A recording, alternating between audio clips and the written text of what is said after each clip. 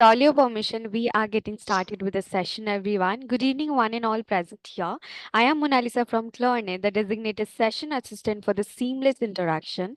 And Clearnet proudly stands as India's premier digital platform tailored for doctors, providing a wide array of invaluable services. Clearnet is delighted to be chosen as a digital partner for this event organized by General Practitioners Association Kerala. Welcomes you to the webinar on approach to developmental delays and assessment in general practice. So thank you for your patient listening, everyone. Let us get started with today's session, for which I would like to call upon Dr. Hamid sir to take the session forward. Over to you, sir. Please take over the session. Okay, thank you so much. Hi, good evening all. നമ്മൾ ഇടയ്ക്ക് മലയാളത്തിൽ സംസാരിക്കും. നമ്മൾ കുറച്ചു കാലമായി നമ്മുടെ GPA webinar sessions conduct ചെയ്യുന്നത് കുറച്ച് 2-3 മാസമായിട്ട് അത്ര റെഗുലർ ആയിട്ട് നമ്മൾ കണ്ടക്ട് ചെയ്തിട്ടില്ല. അത് നമ്മൾ കമ്മിറ്റി ഒന്ന് ഷിഫ്റ്റ് ആവുന്ന ഒരു പ്രശ്നം ഉണ്ടായിരുന്നു. അപ്പോൾ അത് കമ്മിറ്റി ഒന്ന് മാറി നമ്മൾ വീണ്ടും സ്റ്റാർട്ട് ചെയ്യുകയാണ്. പാർട്ടിസിപ്പേഷൻ കുറവാണ്. കുറച്ച് പേർക്കൊക്കെ ജോയിൻ ചെയ്യുന്നതിൽ അവർക്ക് ഇഷ്യൂസ് ഉണ്ടെന്ന് പറയുന്നു. കുറച്ച് നമ്മൾ വിചാരിച്ച സമയത്ത് നമ്മൾ 15 മിനിറ്റ് ലേറ്റ് ആണ് already. So we can start. ഇത് ജസ്റ്റ് ഒരു ഇൻട്രൊഡക്ടറി സ്പീച്ച് ആണ്. അപ്പോൾ നമുക്ക് ഇന്നത്തെ നമ്മുടെ topic development delays in how to assess in general practice എന്നുള്ളതാണ്. അപ്പോൾ എനിക്ക് ഈ സെഷൻ എടുത്ത് തരുന്ന doctor Ahmed Shafi. I welcome you sir. And then ഈ സെഷനിൽ പങ്കെടുക്കാൻ വന്ന എല്ലാവരെയും വെൽക്കം ചെയ്യുന്നു. ആൻഡ് നമുക്ക് ഇതിന്റെ നമ്മുടെ ടെക്നിക്കൽ പാർട്ട്ണർ ക്ലിയർനെറ്റ് ആണ്. I welcome dum also. So നമുക്ക് സെഷൻ സ്റ്റാർട്ട് ചെയ്യാം സാർ. ഹലോ സാർ, റെഡി ആണോ? ഹലോ ഓഡിയോ ഓക്കെ ആണോ? ഓഡിയോ ഓഡിബിൾ ആണ് സാർ. ഓക്കെ ആണല്ലേ? ഓക്കെ.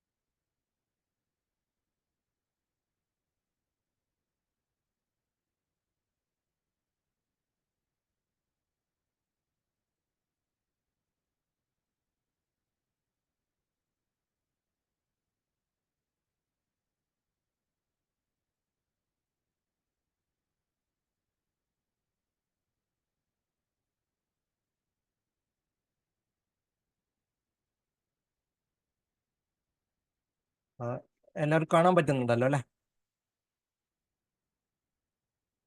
ഹമീദ് അലി കാണാൻ പറ്റുന്നുണ്ടല്ലോ അല്ലേ? എനിക്ക് കാണാൻ പറ്റുന്നുണ്ട്. വേറെ ആർക്കെങ്കിലും പ്രോബ്ലം ഉണ്ടോ? ഇല്ല, ഓഡിയോ ഓക്കെ ആണല്ലേ? Okay. Hello, good evening all. Audio video okay. Thank you. Good evening all. ഞാൻ ഡോക്ടർ അഹമ്മദ് ഷാഫി, കോഴിക്കോട് സ്വദേശിയാണ്. കുറച്ച് പേർക്കൊക്കെ എന്നെ അറിയാവുമെന്ന് വിചാരിക്കുന്നു. ഞാൻ ഇവിടെ CMC വെല്ലൂരിലാണ് ഇപ്പോൾ ഉള്ളത്.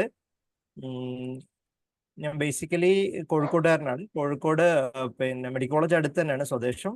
കാലിക്കറ്റ് മെഡിക്കൽ കോളേജിലായിരുന്നു UG ചെയ്തത്. അത് കഴിഞ്ഞ് PG പീഡിയാട്രിക്സ് ആയിരുന്നു ചെയ്തത്.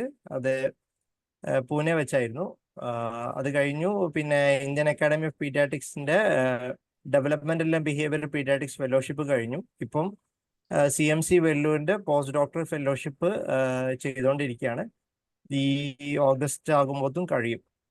ഓക്കെ, ഞാൻ ബ്രീഫ് ഒരു ഇൻട്രൊഡക്ഷൻ തരാം. ആരാണ് ഡെവലപ്മെന്റ് പീഡിയാട്രീഷ്യൻ എന്നും ഞാൻ എന്താണ് ഈ ഒരു സെഷനോട് ഉദ്ദേശിക്കുന്നതെന്നും. ഡെവലപ്മെന്റൽ പീഡിയാട്രിക്സ് എന്ന് പറഞ്ഞാൽ നിങ്ങളെല്ലാവരും എല്ലാ അഡൽട്ട് സ്പെഷ്യാലിറ്റിയെ കുറിച്ചും നല്ലൊരു ഐഡിയ ഉണ്ടാവും. കാർഡിയോളജിയും ന്യൂറോളജിയും എല്ലാം അഡൽട്ട് മെഡിസിൻ സ്പെഷ്യാലിറ്റി പോലെ. അതുപോലെ കുട്ടികളുടെ പീഡിയാട്രിക്സിലെ ഒരു സബ് സ്പെഷ്യാലിറ്റിയാണ് ഡെവലപ്മെന്റ് പീഡിയാട്രിക്സ്. ഒരു ഇവോൾവിങ് സ്പെഷ്യാലിറ്റിയാണ്. ഈടായിട്ട് ഒരുപാട് സെന്റേഴ്സിൽ ഫെലോഷിപ്പും കാര്യങ്ങളൊക്കെ സ്റ്റാർട്ട് ചെയ്യുന്നുണ്ട്. എസ്പെഷ്യലി കോവിഡ് കഴിഞ്ഞതിന് ശേഷം ഒരുപാട് ഡെവലപ്മെന്റൽ പ്രോബ്ലംസ് നമ്മൾ സാധാരണ കാണുന്നുണ്ട്, എസ്പെഷ്യലി ഓട്ടിസം ഒക്കെ. അപ്പോൾ ഇപ്പം ഓൾമോസ്റ്റ് എല്ലാ മെട്രോ സിറ്റീസിലും ഡെവലപ്മെന്റ് പീഡിയാട്രീഷ്യൻസ് ഉണ്ട്. പിന്നെ സൗത്തിലേക്കും കേരളയിൽ ഡെവലപ്മെന്റ് പീഡിയാട്രീഷ്യൻസ് ഉണ്ട്. ഓക്കെ, ഇതാണ് ഈ ഡെവലപ്മെന്റ് പീഡിയാട്രിക്സ് എന്ന സ്പെഷ്യാലിറ്റി. പിന്നെ ഞാൻ ഇപ്പോൾ ഉള്ളത് CMC വെല്ലൂരിലാണ്. നമ്മളിവിടെ ഒരു 29 ഇയേഴ്സോളായിട്ട് ഉള്ള ഒരു ഡിപ്പാർട്ട്മെന്റ് ആണ് ഡെവലപ്മെന്റ് പീഡിയാട്രിക്സ് എന്ന് പറയുന്നത്. പ്രീമിയം ഇൻസ്റ്റിറ്റ്യൂട്ടിൽ ഇപ്പം CMC വെല്ലൂരിൽ മാത്രമേ ഡെവലപ്മെന്റ് പീഡിയാട്രിക്സ് ഇൻഡിപെൻഡന്റ് ഡിപ്പാർട്ട്മെന്റ് ആയിട്ടുള്ളൂ. പിന്നെ എയിംസിലൊക്കെ പീഡിയാട്രിക് ന്യൂറോളജിയുടെ ഒരു പാർട്ടായിട്ടാണ് ഡെവലപ്മെന്റ് പീഡിയാട്രിക്സ് ഉള്ളത്. ഓക്കെ, ഫസ്റ്റ് ഞാനൊരു ഇന്ററാക്റ്റീവ് സെഷനാണ് ഉദ്ദേശിക്കുന്നത്. ഇടയ്ക്ക് നിങ്ങൾക്ക് ഇന്ററപ്റ്റ് ചെയ്ത് നിങ്ങൾക്ക് ചോദിക്കാനുള്ളത് ചോദിക്കാം, അല്ലെങ്കിൽ ഞാൻ എൻ്റെ സ്ക്രീൻ മാത്രം കണ്ടുകൊണ്ടിരിക്കുകയാണ്. ഇപ്പോൾ ഇടയ്ക്ക് നിങ്ങൾ ഇന്ററപ്റ്റ് ചെയ്യുമ്പോൾ മാത്രമേ നിങ്ങളൊക്കെ എനിക്ക് കാണാൻ പറ്റുള്ളൂ. ഓക്കെ, ബേസിക്കലി ഒരു ടോപ്പിക്കിന്റെ ഡെവലപ്മെന്റൽ അസസ്മെന്റ് എന്നായിരുന്നു നമ്മൾ കൊടുത്തിരുന്നത്. ഞാനിവിടെ എഴുതിയിരിക്കുന്ന വ്യത്യാസം നിങ്ങൾ ശ്രദ്ധിച്ചിട്ടുണ്ടാവും. Developmental surveillance.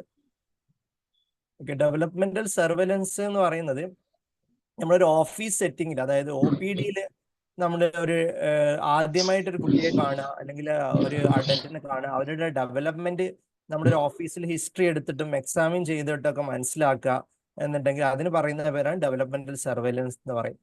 ഇനി അതല്ല, ഒരു ടെസ്റ്റ് ഉപയോഗിച്ചിട്ട്, ഒരു സ്ക്രീനിങ് ടെസ്റ്റ് ഉപയോഗിച്ചിട്ട് നമ്മൾ അസസ് ചെയ്യുന്ന ഡെവലപ്മെന്റൽ സ്ക്രീനിങ് എന്ന് പറയും. പിന്നെ അതിനും കൺഫർമേറ്ററി ആയിട്ട് ഡയഗ്നോസ്റ്റിക് ആയിട്ട് ചെയ്യുന്നതിനാണ് ഡെവലപ്മെന്റൽ അസസ്മെന്റ് എന്ന് പറയാം. അപ്പോൾ നമ്മൾ നിങ്ങൾ ഒരു ജനറൽ പീഡിയാട്രീഷ്യൻ അല്ലെങ്കിൽ ജനറൽ പ്രാക്ടീഷണറിന് ഒരു ബിസിയുള്ള ഓഫീസിൽ ഡെവലപ്മെന്റൽ സർവലൻസേ പോസിബിൾ ആവുള്ളൂ. ഡെവലപ്മെന്റൽ സ്ക്രീനിങ്ങും പലപ്പോഴും പോസിബിൾ ആവാറില്ല. 1-2 ഞാൻ ഡെവലപ്മെന്റ് സ്ക്രീനിങ് ടെസ്റ്റുകൾ ഇതിന് മെൻഷൻ ചെയ്യുന്നുണ്ട്. അത് സെൽഫ് അസസ്മെന്റ് ആണ്. ഇപ്പോൾ ഈ developmental assessment, proper diagnostic assessment നമ്മൾ ഡോക്ടേഴ്സ് അല്ല കൂടുതലും ചെയ്യുന്നത്, സൈക്കോളജിസ്റ്റുകളും അതുപോലെ കൺസേൺ ഡിപ്പാർട്ട്മെന്റിലുള്ള തെറാപ്പിസ്റ്റുകളാണ് കൂടുതലും ചെയ്യുന്നത്. ഡോക്ടേഴ്സും ചെയ്യാറുണ്ട്. ഡെവലപ്മെന്റ് പീഡിയാട്രീഷ്യൻസ് ആയ നമ്മൾ സമയം എടുത്തിട്ട് ഒരു മിനിമം ഒരു ഡെവലപ്മെന്റൽ ഡയഗ്നോസ്റ്റിക് അസസ്മെന്റ് ചെയ്യണമെങ്കിൽ ഒരു മിനിമം ഒരു 1 hour to 2 hour എടുക്കും, കുട്ടികൾ കോപ്പറേറ്റീവ് ആണെങ്കിൽ. ഓക്കെ, അപ്പോൾ ഇതാണ് ബ്രീഫ് ആയിട്ടുള്ള ഒരു ഡെവലപ്മെന്റ് സർവൈലൻസ് എന്നുള്ള ഇൻട്രൊഡക്ഷൻ. ഓക്കെ,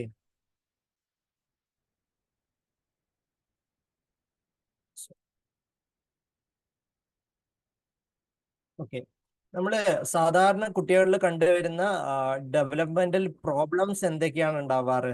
ഒന്ന് ആരെങ്കിലും അൺമ്യൂട്ട് ചെയ്ത് പറയാൻ പറ്റുമോ? നമ്മൾ സ്ക്രീനിൽ കാണിക്കുന്നുണ്ട്, ആർക്ക് വേണമെങ്കിലും അൺമ്യൂട്ട് ചെയ്ത് പറയാം.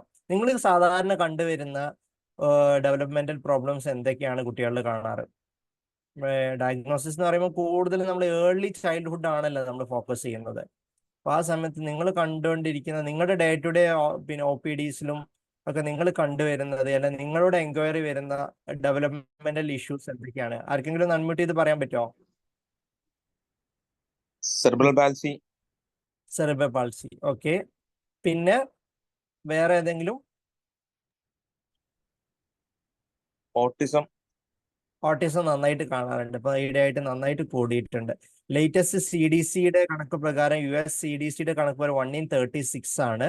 ഇന്ത്യൻ ഡാറ്റാസ് ഫുൾ കളക്ഷൻ ഇല്ലാത്തതുകൊണ്ട് ഒരു 1/54, 56 എന്നൊക്കെയാണ് പറയാറ്. ഓക്കെ, പിന്നെ നിങ്ങൾ കണ്ടുവരുന്ന വേറെ എന്തെങ്കിലും ഡെവലപ്മെന്റൽ ഇഷ്യൂസ് കാണാറുണ്ടോ? സ്പീച്ച് ഡിലേ ആവും, പിന്നെ അതുപോലെ സ്പീച്ച് ഡിലേ നമ്മൾ നന്നായിട്ട് കാണാറുണ്ട്. ശരിയാണ്. നടക്കാനൊക്കെ കുറച്ച് പേര് ഈ Sorry? ഡയബറ്റിക് മദേഴ്സിന്റെ ഒക്കെ ചൈൽഡിനൊക്കെ കുറച്ച് നടക്കാനൊക്കെ പ്രയാസമുള്ള പോലെ കണ്ടിട്ടുണ്ടാവും. അതെ, മോട്ടോ ഡിലേ കാണാറുണ്ട്. Motor okay, delay. Okay, okay. നമ്മൾ സാധാരണ കണ്ടുവരുന്ന ഡെവലപ്മെന്റ് ഡിസോർഡേഴ്സ്, നമ്മൾ കോമൺ ആയിട്ടുള്ള ഡെവലപ്മെന്റൽ ഡിസോർഡേഴ്സ് ആയിരിക്കും നമ്മൾ സാധാരണഗതിയിൽ ജനറൽ പ്രാക്ടീസിൽ കാണുക.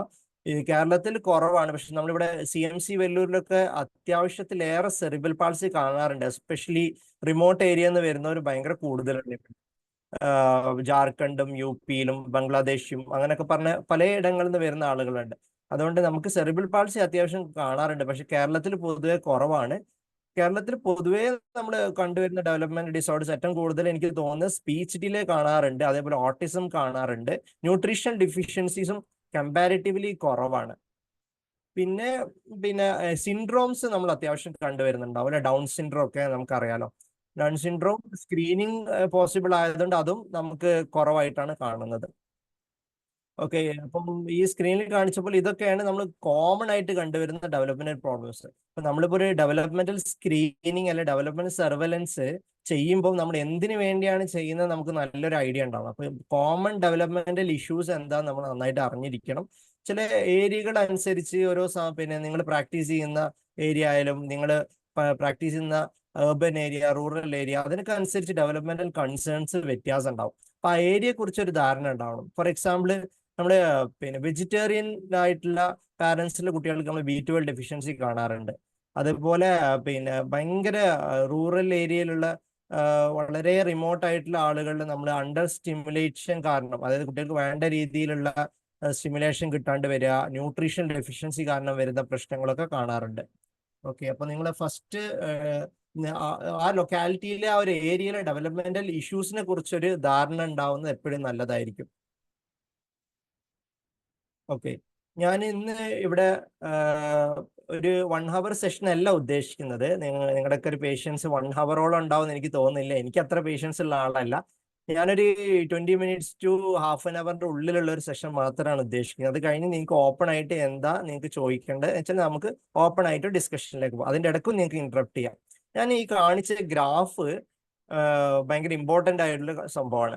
അതായത് നമ്മൾ കുട്ടികളിലെ ഏറ്റവും കൂടുതലായിട്ടുള്ള ബ്രെയിൻ ഗ്രോത്ത്, ബ്രെയിൻ ഡെവലപ്മെന്റ് ഒക്കെ നടക്കുന്ന ഒരു ടൈം ഉണ്ട്. നമുക്ക് ഈ ഒരു ഗ്രാഫ് കണ്ടാൽ മനസ്സിലാക്കാൻ പറ്റും. പീക്ക് ചെയ്യുന്ന സമയം അല്ലെ, വിഷനും ഹിയറും ഒക്കെ സെൻസറി പാത്വേസ് ഒക്കെ എപ്പോഴാണ് പീക്ക് ചെയ്യുന്നത്? ആദ്യത്തെ 1 to 2 yearsന്റെ ഉള്ളിൽ തന്നെ നന്നായിട്ട് പീക്ക് ചെയ്യുന്നുണ്ട്. ലാംഗ്വേജും 1 yearലാണ് നന്നായിട്ട് പീക്ക് ചെയ്യുന്നത്. ഈവൻ ഹയർ കോഗ്നിറ്റീവ് ഫങ്ഷൻ നോക്കിയാൽ പോലും ആദ്യത്തെ ഒരു 2-3 yearsലാണ് അത് പീക്ക് ചെയ്യുന്നത്. അപ്പോൾ എന്താണ് നമ്മൾ ശരിക്ക് നമ്മുടെ ബ്രെയിനിൽ സംഭവിക്കുന്നത്? നമുക്കറിയാം അല്ലെ, നമ്മുടെ ബ്രെയിനിൽ ഒരുപാട് ന്യൂറോൺസ് ഉണ്ട്, കുറെ സിനാപ്സുകൾ ഉണ്ട്. സിനാപ്റ്റോജെനിസിസ് നടന്നുകൊണ്ടേയിരിക്കും. മാക്സിമം സിനാപ്റ്റോജെനിസിസ് ആദ്യത്തെ 2 to 3 years ആണ്. പിന്നെ ബ്രെയിന് അത്ര ഫാസ്റ്റ് ആയിട്ടല്ല പിന്നെ ഗ്രോ ചെയ്യുന്നത്. പിന്നെ ഗ്രോ ചെയ്യുന്നുണ്ട്, ഡെവലപ്പ് ചെയ്യുന്നുണ്ട്. അഡോൾസെന്റ് പീരീഡിലും ഇതേപോലെ ഒരു പീക്ക് സംഭവിക്കുന്നുണ്ടെങ്കിൽ അത് ഹയർ കോഗ്നിറ്റീവ് ഫംഗ്ഷനിലാണ് കൂടുതൽ കാണുന്നത്. അപ്പൊ ഈ ഒരു 2 to 3 year എന്ന് പറയുന്ന സമയത്ത് ഏറ്റവും കൂടുതൽ പീക്ക് ചെയ്ത് പിന്നെ ബ്രെയിൻ തന്നെ റെക്കഗ്നൈസ് ചെയ്യും, ചില പാർട്ടുകൾ ഒപ്റ്റിമൈസ് ചെയ്യണം. അതിന് പറയുന്ന പേരാണ് സിനാപ്റ്റിക് പ്രോണിങ്. അപ്പൊ 2 to 3 years ആകുമ്പോൾ തന്നെ സിനാപ്റ്റിക് പ്രോണിങ് വളരെ എവിഡന്റ് ആയിട്ട് നടക്കുന്നുണ്ട്. അപ്പൊ അതൊക്കെ സ്റ്റഡീസിൽ പറയുന്ന കാര്യങ്ങളാണ്. അപ്പൊ നമുക്ക് ഇതിൽ നല്ലൊരു ഓപ്പർച്യൂണിറ്റി ഉണ്ട്. ഒരു 2 to 3 years വരെ ഒരു കുട്ടി ജനിച്ചതിന് ശേഷം ഏറ്റവും നല്ലൊരു പീരീഡ് ആണ്. ഈ ഒരു സമയത്ത് ഈവൻ ഇഫ് ഒരു ജനറ്റിക് അണ്ടർലൈൻ കോസോ അല്ലെങ്കിൽ ന്യൂബോൺ പെരിനാറ്റൽ ആസ്പിക്സി കാരണം വന്ന സെറിബൽ പാൾസി, ഇതിനൊക്കെ നമുക്ക് ഒരു ഇന്റർവെൻഷൻ കൊടുക്കാനുള്ള ഓപ്പർച്യൂണിറ്റി ഉണ്ട്. ഇതിന് പറയുന്ന പേരാണ് ഏർലി ഇന്റർവെൻഷൻ. ഫസ്റ്റ് 3 years നമ്മൾ കൊടുക്കുന്ന ഇന്റർവെൻഷന് പറയുന്ന പേരാണ് ഏർലി ഇന്റർവെൻഷൻ. അപ്പൊ നല്ലൊരു ഓപ്പർച്യൂണിറ്റി നമ്മുടെ മുമ്പിലുണ്ട്. നമ്മുടെ കുട്ടികളായാലും നമ്മുടെ പരിചയത്തിലുള്ള ആളുകളുടെ കുട്ടികളായാലും നമ്മുടെ OPDയിൽ വരുന്ന കുട്ടികളായാലും നമുക്ക് ഈ ഒരു ഓപ്പർച്യൂണിറ്റി മിസ് ചെയ്ത് കഴിഞ്ഞാൽ അത് വലിയ നഷ്ടത്തിലേക്കായിരിക്കും പോകുന്നത്. ഈവൻ ഒരു കുട്ടിയുടെ ലാംഗ്വേജ് ഡെവലപ്മെന്റിൽ ഏറ്റവും ഇമ്പോർട്ടന്റ് ആയ പീരീഡ് ആണ് 2-3 year എന്ന് പറയുന്നത്. നമ്മൾ പ്രീ ലാംഗ്വേജ് പീരീഡ് എന്ന് പറയും. ഒരു 5 years ആകുമ്പോഴത്തേനും പിന്നെ അത് വെർബാലിറ്റിയിലേക്ക്, അത് നോർമലായിട്ട് പിന്നെ സംസാരിക്കാനുള്ള സാധ്യത കുറഞ്ഞു വരും. 5 വയസ്സ് വരെ കുട്ടി സംസാരിച്ചിട്ടില്ല, അത് കഴിഞ്ഞിട്ട് സംസാരിക്കാൻ സാധ്യത വളരെ കുറവാണെന്നാണ് പറയാറ്. അങ്ങനെ ഏതൊരു നമ്മുടെ പിന്നെ കോഗ്നിറ്റീവ് ഫങ്ഷനോ എന്തെടുക്കുകയാണെങ്കിലും ആദ്യത്തെ ഒരു സമയത്ത് നല്ലൊരു ഓപ്പർച്യൂണിറ്റി നമുക്കുണ്ട്. അത് എന്തുകൊണ്ടാണ് അത് കൂടുതലായിട്ട് സംഭവിക്കുന്നത്? ബിക്കോസ് ഓഫ് ഹൈ ന്യൂറോപ്ലാസ്റ്റിസിറ്റി അല്ലെ. നമ്മുടെ ബ്രെയിനിൽ ഈവൻ ഇഫ് ഒരു പാർട്ട് ഓഫ് ബ്രെയിനിൽ എന്തെങ്കിലും രീതിയിലുള്ള ഒരു ഇഞ്ചുറി പറ്റിയാലും മറ്റേ പാർട്ടിന് അത് ടേക്ക് ഓവർ ചെയ്യാൻ പറ്റും. അതിനാണ് ഹയസ്റ്റ് ന്യൂറോപ്ലാസ്റ്റിസിറ്റി ഈ ഒരു പീരീഡിലുണ്ട്. അതേപോലെ തന്നെ ഹയസ്റ്റ് ബ്രെയിൻ ഗ്രോത്തും ഈ പീരീഡിൽ തന്നെയാണ് ഉള്ളത്. അപ്പൊ ഈ ഒരു പീരീഡിനെ ഫോക്കസ് ചെയ്തിട്ടുള്ള ഒരു ബ്രീഫ് ആയിട്ടുള്ള ഡെവലപ്മെന്റൽ സർവൈലൻസ് ആണ് ഞാൻ ഇന്ന് ഉദ്ദേശിക്കുന്നത്. അതിന്റെ ഹയർ ലെവലിലേക്ക് പോകുമ്പോൾ വളരെ കോംപ്ലിക്കേറ്റഡ് ആണ്, നിങ്ങൾ അറിയാലോ. പിന്നെ നമുക്ക് പ്രോപ്പർ ആയിട്ടുള്ള IQ അസസ്മെന്റും കാര്യങ്ങളൊക്കെ വേണം. പക്ഷെ റൂട്ടീൻ OPDയിൽ നമുക്ക് വളരെ സിമ്പിൾ ആയിട്ട് നമ്മളെല്ലാവരും മെഡിക്കൽ കോളേജിൽ MBBS സമയത്ത് പഠിച്ച സിമ്പിൾ ആയിട്ടുള്ള ഡെവലപ്മെന്റൽ അസസ്മെന്റ്, അതായത് ഡെവലപ്മെന്റൽ സർവൈലൻസിനെ കുറിച്ചായിരിക്കും ഇന്ന് ഡിസ്കസ് ചെയ്യുന്നത്. ഓക്കെ, ഈ ഡെവലപ്മെന്റ് സർവൈലൻസ് ഞാൻ ഓൾറെഡി പറഞ്ഞു.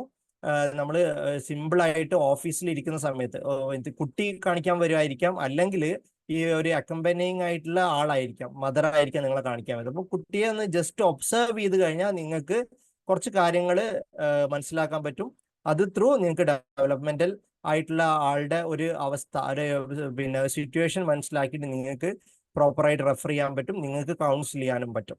അപ്പോൾ നേരത്തെ പറഞ്ഞ പോലെ നമ്മൾ റൂട്ടീൻ ഒ പി ഡിയിൽ നമ്മൾ മിസ് ചെയ്യാൻ പറ്റാത്ത ഒരു സംഭവം എന്ന് പറയുന്നത് ഓട്ടിസം ആണ്. കാരണം ഓട്ടിസം ഇതേ പറഞ്ഞ പോലെ ഏർലി ഇന്റർവെൻഷന് നല്ലൊരു ഓപ്പർച്യൂണിറ്റി ഉണ്ട്. സിമ്പിൾ ആയിട്ട് ഒ പി ഡിയിൽ നമ്മളൊരു ഓട്ടിസം ഉള്ള കുട്ടികളെ ഐഡന്റിഫൈ ചെയ്യുന്നത് കൂടെ ഞാൻ ഇന്ന് പറയുന്നതാണ്. ഓക്കെ, നമുക്ക് അറിയാം ഡെവലപ്മെന്റൽ മൈൽ സ്റ്റോൺസ് നമുക്ക് എല്ലാവർക്കും അറിയാം. എങ്കിലും ഞാനത് ബ്രോഡ്ലി ഡെവലപ്മെന്റൽ മൈൽ സ്റ്റോൺസ് എങ്ങനെയാണ് ക്ലാസിഫൈ ചെയ്തതെന്ന് ആദ്യം പറയാം. ഡെവലപ്മെന്റ് മൈൽ സ്റ്റോൺസ് വെച്ചിട്ടാണ് നമ്മളെല്ലാം ഡിസൈഡ് ചെയ്യുന്നത്, അറിയാലോ അല്ലെ. നമ്മൾ ബ്രോഡ്ലി നമ്മൾ MBBS സമയത്തൊക്കെ പഠിച്ചതിന് ചെറിയൊരു വ്യത്യാസത്തിലാണ് യൂഷ്വലി നമ്മുടെ ഡെവലപ്മെന്റ് മൈൽ സ്റ്റോൺസ് പറയാറ്. നമ്മൾ ഗ്രോസ് മോട്ടറും ഫൈൻ മോട്ടറും സെപ്പറേറ്റ് ആയിട്ട് പഠിച്ചിട്ടുണ്ടാവുക. നമ്മൾ മൊത്തം 5 ഡൊമൈൻസ് ആണ് ഡെവലപ്മെന്റ് മൈൽ സ്റ്റോൺസിലുള്ളത്. ഒന്നാമതായിട്ട് മോട്ടോർ മൈൽ സ്റ്റോൺസ്, അതിൽ വരുന്നതാണ് ഗ്രോസ് മോട്ടോറും ഫൈൻ മോട്ടോറും. നിങ്ങൾക്ക് അറിയാം അല്ലെ, ഗ്രോസ് മോട്ടോർ എന്ന് പറഞ്ഞാൽ സിറ്റിംഗ് വാക്കിംഗ് എല്ലാം വരുന്നത്. ഫൈൻ മോട്ടോർ എന്ന് പറഞ്ഞു കഴിഞ്ഞാൽ ഹാൻഡ്സ് യൂസ് ചെയ്തിട്ടുള്ള ഫങ്ഷൻസ്. അഡാപ്റ്റീവ് സ്കിൽസ് പറഞ്ഞാൽ ആക്ടിവിറ്റി ഓഫ് ഡെയിലി ലിവിങ്ങിനാണെന്ന് പറയുന്നത്, സെൽഫ് ഫീഡിങ്, ടോയ്ലറ്റിംഗ് ഒക്കെ. സോഷ്യൽ മൈൽ സ്റ്റോൺ എന്ന് പറഞ്ഞാൽ എങ്ങനെയാണ് സോഷ്യലി ആളോട് ഇന്ററാക്ട് ചെയ്യുന്നത്. പിന്നെ ലാംഗ്വേജ് 2 കമ്പണൻസ് ഉണ്ട്. ഒന്ന് റിസെപ്റ്റീവ്, അതായത് അണ്ടർസ്റ്റാൻഡിങ്, അതേപോലെ എക്സ്പ്രസീവ് ലാംഗ്വേജ്, അതാണ് നമ്മൾ സാധാരണ സ്പീച്ച് എന്ന് പറയുന്നത്. ലാംഗ്വേജ് എക്സ്പ്രസീവിൽ സ്പീച്ച് മാത്രമല്ല, നോൺ വെർബൽ ജസ്റ്റേഴ്സ് ആയ പിന്നെ കാര്യങ്ങളും അതേപോലെ പിന്നെ ഫേഷ്യൽ എക്സ്പ്രഷൻസും അതെല്ലാം പിന്നെ എക്സ്പ്രസീവ് ലാംഗ്വേജിൽ ഇൻക്ലൂഡഡ് ആണ്. പിന്നെ വളരെ ഇമ്പോർട്ടൻ്റ് ആയ ഒരു ഡൊമൈൻ ആണ് കോഗ്നിറ്റീവ് എന്ന് പറയും. കോഗ്നിറ്റീവ് ഡൊമൈനിൽ നമ്മുടെ ലിബറേറ്റ് ജനറലി പറയുന്ന ഒരു കാര്യം പറഞ്ഞാൽ ലേൺ ചെയ്യുന്നത്, തിങ്ക് ചെയ്യുന്നത്, മെമ്മറൈസ് ചെയ്യുന്നത് ഒക്കെയാണ് കോഗ്നിറ്റീവ് മൈൽ സ്റ്റോൺസ് ആയിട്ട് നമ്മൾ പറയാണ്. ഒരു പ്രോബ്ലം എങ്ങനെ സോൾവ് ചെയ്യാം, അതെല്ലാം കോഗ്നിറ്റീവ് മൈൽ സ്റ്റോൺസ് ആണ്. ഞാൻ വളരെ ഇൻഡെപ്ത് ആയിട്ടുള്ള ഡിസ്കഷൻ ഉദ്ദേശിക്കുന്നില്ല. നിങ്ങൾക്ക് നിങ്ങളുടെ ഒരു ഒ പി ഡിയിൽ ഒരു കുട്ടീനെ സ്ക്രീൻ ചെയ്യാൻ പറ്റുന്ന രീതിയിലുള്ള സിമ്പിൾ ആയിട്ടുള്ള കാര്യങ്ങളെ ഞാൻ പറയുന്നുള്ളൂ. ഇന്നത്തെ ഈ ഒരു നമ്മുടെ ഈ ഒരു ടോക്ക് അറ്റൻഡ് ചെയ്ത ആളുകൾക്ക് നിങ്ങൾക്ക് മെയിൽ ചെയ്യാൻ കഴിയുമല്ലോ അല്ലെ, നമ്മുടെ ഇന്ന് കോൺവെർസേഷനിൽ ഇന്നുള്ള ആളുകളെ. അപ്പൊ അവർക്ക് ഞാൻ അപ്ഡേറ്റഡ് ആയിട്ടുള്ള സിമ്പിൾ ആയിട്ടുള്ള മൈൽ സ്റ്റോൺസ് ഉണ്ട്. US CDC 2023 ഫെബ്രുവരിയിൽ അപ്ഡേറ്റ് ചെയ്ത ഒരു മൈൽ സ്റ്റോൺസ് ചാർട്ട് ഉണ്ട്. അത് ഞാൻ പിന്നെ ഇത് കഴിഞ്ഞ് പ്രസന്റേഷൻ അറ്റൻഡ് ചെയ്ത ആളുകൾക്ക് ഷെയർ ചെയ്യാൻ വേണ്ടി പറയാം ഹമീദ് അലിനോട്. അത് നിങ്ങൾക്ക് പേഴ്സണലായിട്ട് മെയിൽ നമ്മുടെ കയ്യിലുണ്ട്. മെയിലും ഓക്കെ അയച്ചു കൊടുക്കാം. ഇതിൽ വളരെ സിമ്പിൾ ആണ്. ഓരോ സമയത്ത് വേണ്ട എസെൻഷ്യൽ മൈൽ സ്റ്റോൺസ് വളരെ വൃത്തിക്ക് മെൻഷൻ ചെയ്തിട്ടുണ്ട്. അതുപോലെ തന്നെ ഡെവലപ്മെന്റലി വേണ്ട ആക്ടിവിറ്റീസും അതിൽ മെൻഷൻ ചെയ്തിട്ടുണ്ട്. അപ്പോൾ അത് ഭയങ്കര യൂസ്ഫുൾ ആയിരിക്കാം. നിങ്ങൾ ഡേ ടു ഡേ കുറച്ച് അപ്ഡേറ്റ്സും വന്നിട്ടുണ്ട്. നമ്മൾ മുമ്പ് പറയാനുള്ള മൈൽ സ്റ്റോൺസ് ചെറിയ ചെറിയ വ്യത്യാസങ്ങളുണ്ട്. ഓക്കെ, അപ്പോൾ ഓരോ ഡെവലപ്മെന്റ് മൈൽ സ്റ്റോൺസിലും ഞാൻ പിന്നെ ഓരോ മൈൽ സ്റ്റോൺസും ഡീറ്റെയിൽഡ് ആയിട്ട് പോകുന്നില്ല. നിങ്ങൾക്ക് ഇത് ഷെയർ ചെയ്യുമ്പോൾ നിങ്ങൾക്ക് എന്തായാലും അതിനെക്കുറിച്ചിട്ട് മനസ്സിലാക്കാൻ പറ്റും. ഓക്കെ, ഇനി ഞാൻ ഫോക്കസ് ചെയ്യുന്ന ഒരു ഏരിയ എന്ന് പറയുന്നത് നമ്മൾ കുട്ടികളെ കാണുക പനി, ജലദോഷം, അല്ലെങ്കിൽ ചുമ, അല്ലെങ്കിൽ ഭയങ്കര ഇറിറ്റബിൾ ആയ സമയത്തായിരിക്കും നമ്മൾ സാധാരണ കുട്ടികളെ കാണുക. അപ്പൊ അത്തരത്തിലൊരു സമയത്ത് കുട്ടീനെ ഡെവലപ്മെന്റ് അസസ് ചെയ്യുക എന്നുള്ളത് വളരെ പ്രയാസമാണ്. പക്ഷെ വെൽ ചൈൽഡ് വിസിറ്റ്സ് എന്ന് പറയും, അത് IAP റെക്കമെൻഡേഷനിലൊക്കെ പറയുന്ന വെൽ ചൈൽഡ് വിസിറ്റുകളുണ്ട്. അതിൽ ഏറ്റവും ഇമ്പോർട്ടൻ്റ് ആയിട്ടുള്ള പറയുന്നത് 3 സമയത്താണ്. ആദ്യത്തെ 3 വർഷത്തിൽ, ഒന്ന് 9 മാസത്തിൽ, പിന്നെ രണ്ടാമത് 18 മന്ത്, മൂന്നാമത് 24 to 30 മന്ത്. ഈ ഒരു സമയത്താണ് നമുക്ക് കുട്ടി ഹാപ്പി ആയിട്ട് ഇരിക്കുന്ന സമയത്ത്, അല്ലെങ്കിൽ ഒരു അക്കമ്പനിങ് പേഴ്സൺ, അതായത് മദറാണ് കാണിക്കാൻ വന്നതിൽ കൂടെ കുട്ടി ഉണ്ടെങ്കിൽ നിങ്ങൾക്ക് സിമ്പിൾ ആയിട്ട് സ്ക്രീൻ ചെയ്യാൻ പറ്റും. ഹാപ്പി ആയി വെൽ ആയിട്ടുള്ള ഒരു ചൈൽഡിനെ നമുക്ക് ഡെവലപ്മെന്റ് അസസ് ചെയ്യാൻ പറ്റുള്ളൂ. ഗ്രോത്ത് പോലെ നമുക്ക് പിടിച്ചു നിർത്തിയിട്ട് അസസ് ചെയ്യാൻ കഴിയുന്ന ഒന്നല്ല ഡെവലപ്മെന്റ്. പിന്നെ നമുക്ക് വേർബലി അവരോട് ചോദിക്കാമെന്ന് മാത്രം.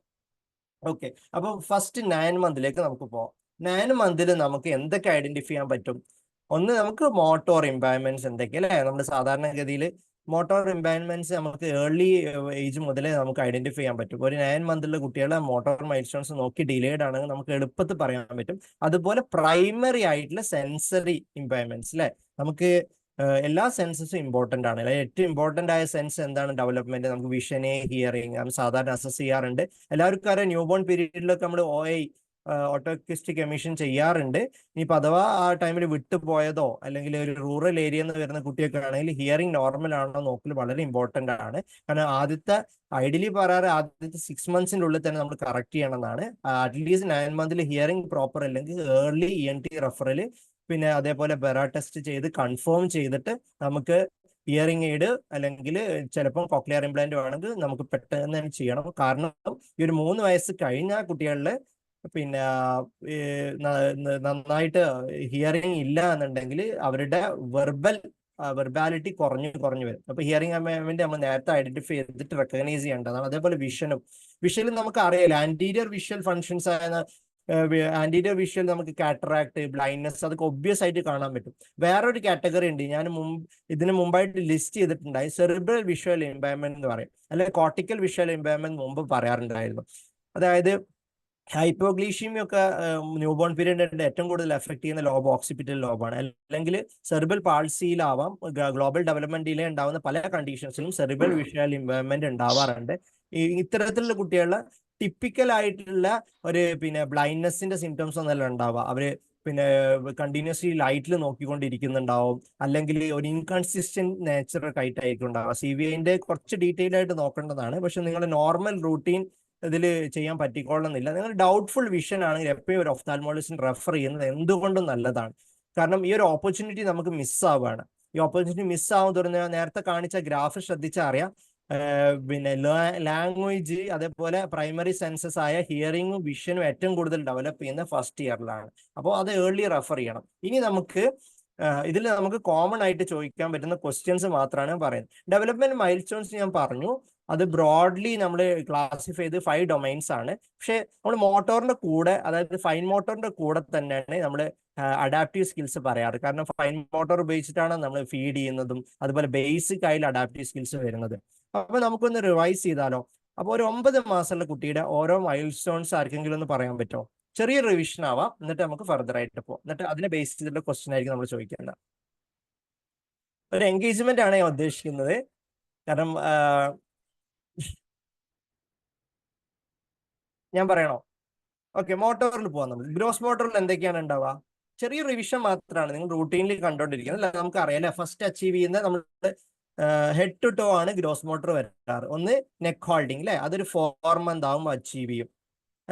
പിന്നെ അതേപോലെ ഒരു 8 മന്ത് ആകുമ്പോൾ ഇൻഡിപെൻഡന്റ് സിറ്റിംഗ് ഉണ്ടാവും. ഒരു 12 to 13 മന്ത് ആകുമ്പോൾ വാക്കിംഗ് ഉണ്ടാവും. വളരെ സിമ്പിൾ ആയിട്ട് 3 മൈൽ സ്റ്റോൺസ് മാത്രം നിങ്ങൾ ഓർത്ത് വെച്ചാൽ മതി.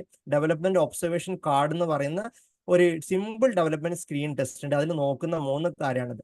അപ്പോൾ ഒന്ന് നെക്ക് ഹോൾഡിംഗ് ബൈ 4 മന്ത്, 8 മന്തിൽ സിറ്റിംഗ്, ഒരു 12 മന്ത് to 13 മന്ത് വാക്കിംഗ്. അപ്പോൾ ഒരു 9 മന്തിലെ കുട്ടി എന്തായാലും സിറ്റ് വിത്തൗട്ട് സപ്പോർട്ട് ഉണ്ടായിട്ടുണ്ടാവും അല്ലേ? ശരിയല്ലേ? അഡാപ്റ്റീവും അതേപോലെ ഫൈൻ മോട്ടോറും ഞാൻ പറഞ്ഞത് ഒരുമിച്ച് തന്നെയാണ് നമ്മൾ പറയാറ്. ഫൈൻ മോട്ടോറിൽ എന്തായിരിക്കും നമ്മള് കുട്ടികളെ സാധാരണ ആദ്യം മോസ്റ്റ് ഓഫ് ദി ടൈം ജനിച്ചു കഴിഞ്ഞ കുട്ടികളെ കൈ ശ്രദ്ധിച്ചാൽ അറിയാൻ പറ്റും, ക്ലോസ്ഡ് ആയിരിക്കും അല്ലെ. പിന്നെ അത് കുറച്ച് ഓപ്പൺ അപ്പ് ചെയ്യും. ഒരു 2-3 മന്ത്സ് ആകുമ്പോൾ ഒരു 100% ഓപ്പൺ ആയിട്ടായിരിക്കും ഉണ്ടാവുക. പിന്നെ കുട്ടികൾ ഒരു 4 മന്തിൽ എന്ത് ചെയ്യാൻ തുടങ്ങും? ബൈഡസ്ട്രക്ട് അപ്രോച്ച് തുടങ്ങും അല്ലെ. 4 മന്തിൽ ബൈഡസ്ട്രക്ട് അപ്രോച്ച് സ്റ്റാർട്ട് ചെയ്യും. അതുപോലെ ഒരു 6 മന്തിൽ യൂണിറ്റ് എക്സ്ട്രസ് ഒരു കൈ കൊണ്ട് ഉപയോഗിക്കാൻ തുടങ്ങും. ആ സമയത്ത് കുട്ടികൾ ഒരു ക്രൂഡ് ആയിട്ടുള്ള പിടുത്തായിരിക്കും ഉണ്ടാവുക. പിന്നെ ഒരു പാമാർ ഗ്രാസ്പ് എന്ന് പറയുന്ന ഈ ഒരു സൈഡിൽ നിന്നുള്ള ഒരു പിടുത്തുണ്ടാവും. പാമാർ ഹാൻഡ് സൈഡിൽ നിന്നുള്ള ഒരു പിടുത്തുണ്ടാവും. പിന്നെ ഒരു 9 to 10 മന്ത്സ് ആവുമ്പോൾ നമുക്കറിയാം പിൻസർ ഗ്രാസ്പ് ഡെവലപ്പ് ചെയ്യും. അതും ക്രൂഡ് പിൻസർ ഗ്രാസ്പ് എന്നാണ് പറയാം. 1 ഇയർ ആകുമ്പോഴാണ് നല്ല പിൻസർ ഗ്രാസ്പ് ഡെവലപ്പ് ആവുന്നത്. പിന്നെ അതിന്റെ ഫർദർ മോഡിഫിക്കേഷൻസ് ആണ്, ഫർദർ റിഫൈനിങ് അല്ലെ. പിന്നെ പ്രീ റൈറ്റിംഗ് സ്കിൽസ് അങ്ങനത്തെ കാര്യങ്ങളാണ് നമ്മൾ ഫൈൻ മോട്ടോറിൽ ഫോക്കസ് ചെയ്യുന്നത്. അതുപോലെ ഫൈൻ മോട്ടോറിൽ പറയുന്ന മറ്റൊരു കാര്യമാണ് നമ്മൾ 6 to months ഒക്കെ ആകുമ്പോൾ ഹാൻഡ് ഐ കോർഡിനേഷൻ ഇമ്പ്രൂവ് ആവും. അതുപോലെ തന്നെ നമ്മൾ കുട്ടികൾ ഹാൻഡ്സ് എടുത്തിട്ട് വായിലേക്ക് ഇടാൻ തുടങ്ങും അല്ലെ. അപ്പോൾ ഒരു 9 മന്ത് ഒക്കെ ഉള്ള കുട്ടികൾക്ക് ഫിംഗർ ഫിഡ്സ്, അതായത് ബിസ്ക്കറ്റ് പോലുള്ള കട്ട്സ് ഫ്രൂട്ട്സ് ഒക്കെ വേണമെങ്കിൽ അവർക്ക് തനിയെ കഴിക്കാൻ പറ്റും. ഈ സോഷ്യൽ മൈൽ സ്റ്റോൺസ് പറയുകയാണെങ്കിൽ എങ്ങനെയായിരിക്കും സോഷ്യൽ മൈൽ സ്റ്റോൺസ്?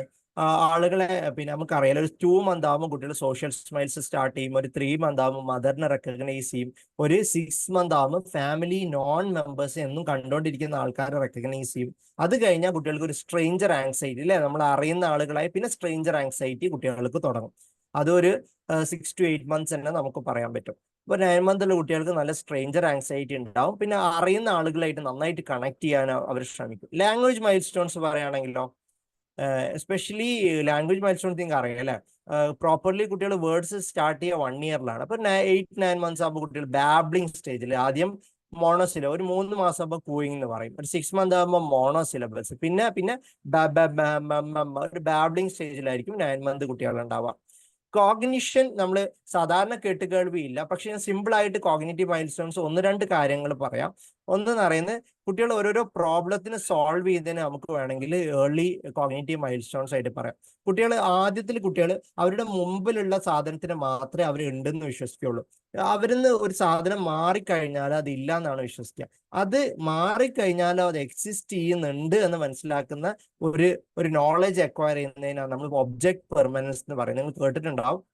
അപ്പൊ ആ ഒരു ഒബ്ജക്റ്റ് മാറിക്കഴിഞ്ഞാൽ ഉണ്ടെന്ന്. അപ്പൊ ആ ഒരു സമയമാകുമ്പോൾ കുട്ടികൾ നമ്മളൊരു ഒരു മൊബൈലിലോ അല്ലെങ്കിൽ എന്തെങ്കിലും ഒരു ടവൽ വെച്ചിട്ട് കവർ ചെയ്ത് കഴിഞ്ഞാൽ പിന്നെ ആ കുട്ടികൾ അത് വലിച്ചിട്ട് പിന്നെ ആ മൊബൈലോ അല്ലെങ്കിലും ബ്ലോക്ക് എന്തെങ്കിലും എടുക്കാൻ വേണ്ടി ശ്രമിക്കും. അതൊരു കോഗ്നിറ്റീവ് മൈൽ സ്റ്റോൺ ആയിട്ട് നമുക്ക് പറയാൻ പറ്റും. വേറെ ഒരുപാട് കാര്യങ്ങളുണ്ട്, ഞാൻ സിമ്പിൾ ആയിട്ട് പറയാം. അപ്പൊ നമ്മളൊരു 9 മന്തിലുള്ള കുട്ടികളെ നമ്മൾ എങ്ങനെ എക്സസ് ചെയ്യാം?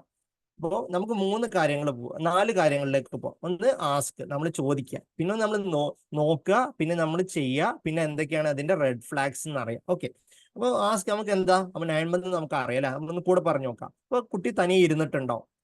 Sits by himself. ഞാൻ വേണമെങ്കിൽ ഈ PPT-യുടെ ഒരു കോപ്പി നിങ്ങൾക്ക് വേണമെങ്കിൽ സെൻഡ് ചെയ്ത് തരാം. നിങ്ങൾ ആരിപ്പോൾ എഴുതേണ്ട ആവശ്യമൊന്നുമില്ല. സിമ്പിൾ ആയിട്ടുള്ള നോർമൽ മൈൽ സ്റ്റോൺസ് മാത്രമേ ഞാൻ ഇതിൽ പറയുന്നത്. ഒന്ന് സിറ്റ് ബൈ ഹിംസെൽഫ്. അപ്പൊ ഗ്രോസ് മോട്ടോർ അറ്റൻഡ് ചെയ്തു. അപ്പൊ അതുപോലെ ഫിംഗർ ഫീഡിങ് പിന്നെ കൈ ഉപയോഗിച്ചിട്ട് ചെറിയ ബിസ്ക്കറ്റും കാര്യങ്ങളും കഴിക്കുന്നു. അപ്പൊ ഹാൻഡ് ഐ കോർഡിനേഷൻ, അതുപോലെ ഹാൻഡ് മൗത്ത് കോർഡിനേഷൻ, അതേപോലെ യൂണിറ്റിസ്റ്റിക്സ് അപ്രോച്ച്, പിൻസർ ഗ്രാസ്പ്, അതൊക്കെ അതിൽ അസസ് ചെയ്യാൻ പറ്റും. പിന്നെ കുട്ടി ലാംഗ്വേജിൽ ബാബ്ലിംഗ് ഉണ്ടാവും. പിന്നെ സോഷ്യലി ഞാൻ പറഞ്ഞ പോലെ ഒരു കണക്റ്റഡ്നെസ് വന്നോ, നമ്മളിപ്പോൾ എടുക്കാൻ വേണ്ടിയിട്ട് കുട്ടി കൈ നീട്ടും. അതൊരു മൈൽ സ്റ്റോൺ ആയിട്ട് നമുക്ക് പറയാൻ പറ്റും സോഷ്യലി. അതുപോലെ സോഷ്യലിൽ വേറൊരു കാര്യമാണ് സ്ട്രേഞ്ചർ ആങ്സൈറ്റിയും കുട്ടികൾ ഡെവലപ്പ് ചെയ്യും. അതുപോലെ സോഷ്യലി നല്ല കണക്റ്റഡ് ആയിരിക്കും. മദർ കളിപ്പിക്കുമ്പോഴും കഡിൽ ചെയ്യുമ്പോഴൊക്കെ കുട്ടി നന്നായിട്ട് മുഖം നോക്കുകയും ഇന്ററാക്ട് ചെയ്യും. അതുപോലെ കുട്ടിയെ വിളിച്ചു കഴിഞ്ഞാൽ കുട്ടി തിരിഞ്ഞു നോക്കുകയും ചെയ്യും. 9 മന്ത് ആവുമ്പോൾ 9 കോൾ റെസ്പോൺസും വരും.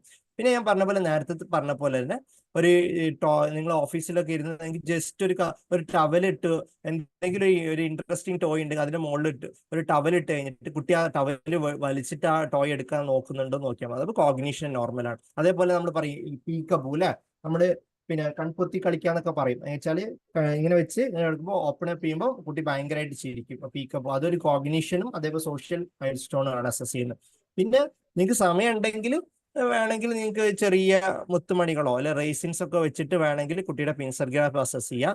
പിന്നെ കുട്ടി ഇരുത്തിയിട്ട് നോക്കുക തനിയെ കുട്ടി നെക്ക് ഹോൾഡിംഗ് ആയിട്ടുണ്ടോ, സിറ്റിംഗ് വരുന്നുണ്ടോ എന്നൊക്കെ. പിന്നെ റെഡ് ഫ്ലാഗ്സ് നിങ്ങൾക്ക് അറിയാം. ഒന്ന് ഹെഡ് ലാഗ് വരെ അല്ലെ, ഇരുത്തുമ്പോൾ ഹെഡ് ലാഗ് വരാം. പിന്നെ മുഖത്ത് ചിരിക്കുന്നില്ല, ഇന്ററാക്ട് ചെയ്യാൻ ശ്രമിക്കുന്നില്ല. അതുപോലെ poor eye contact, socially connect ചെയ്യാൻ നോക്കുന്നില്ല. അതുപോലെ പിന്നെ നമ്മൾ പിടിച്ച് നിർത്തുന്ന സമയത്ത് സിസറിങ് ഉണ്ടാവുക അല്ലെങ്കിൽ ടോസിൽ നിൽക്കുക. ഇതൊക്കെ ആംഗിൾ കൺട്രാക്ടേഴ്സ് ഒക്കെ ഉള്ള കുട്ടികളിൽ കാണാറ്. സിസറിങ് നമ്മൾ കാണാറ് സെറിബ്രൽ പാൾസിയുള്ള കുട്ടികളിൽ. ഓക്കെ, ഒന്ന് ഇത് പറഞ്ഞ പോലെ സിമ്പിൾ ആയിട്ടുള്ള പിൻസർ ഗ്രാസ് പ്രോസസ് ചെയ്യുന്നു. പിന്നെ നമ്മൾ നേരത്തെ പോലെ ഫൈൻ ഹിഡൻ ടോയ്. അതുപോലെ നമുക്ക് പുൾ ടു സിറ്റിൽ കംപ്ലീറ്റ് ലാഗ് ഉണ്ടെങ്കിൽ ഹൈപ്പോട്ടോണിയ ഉണ്ടാവും.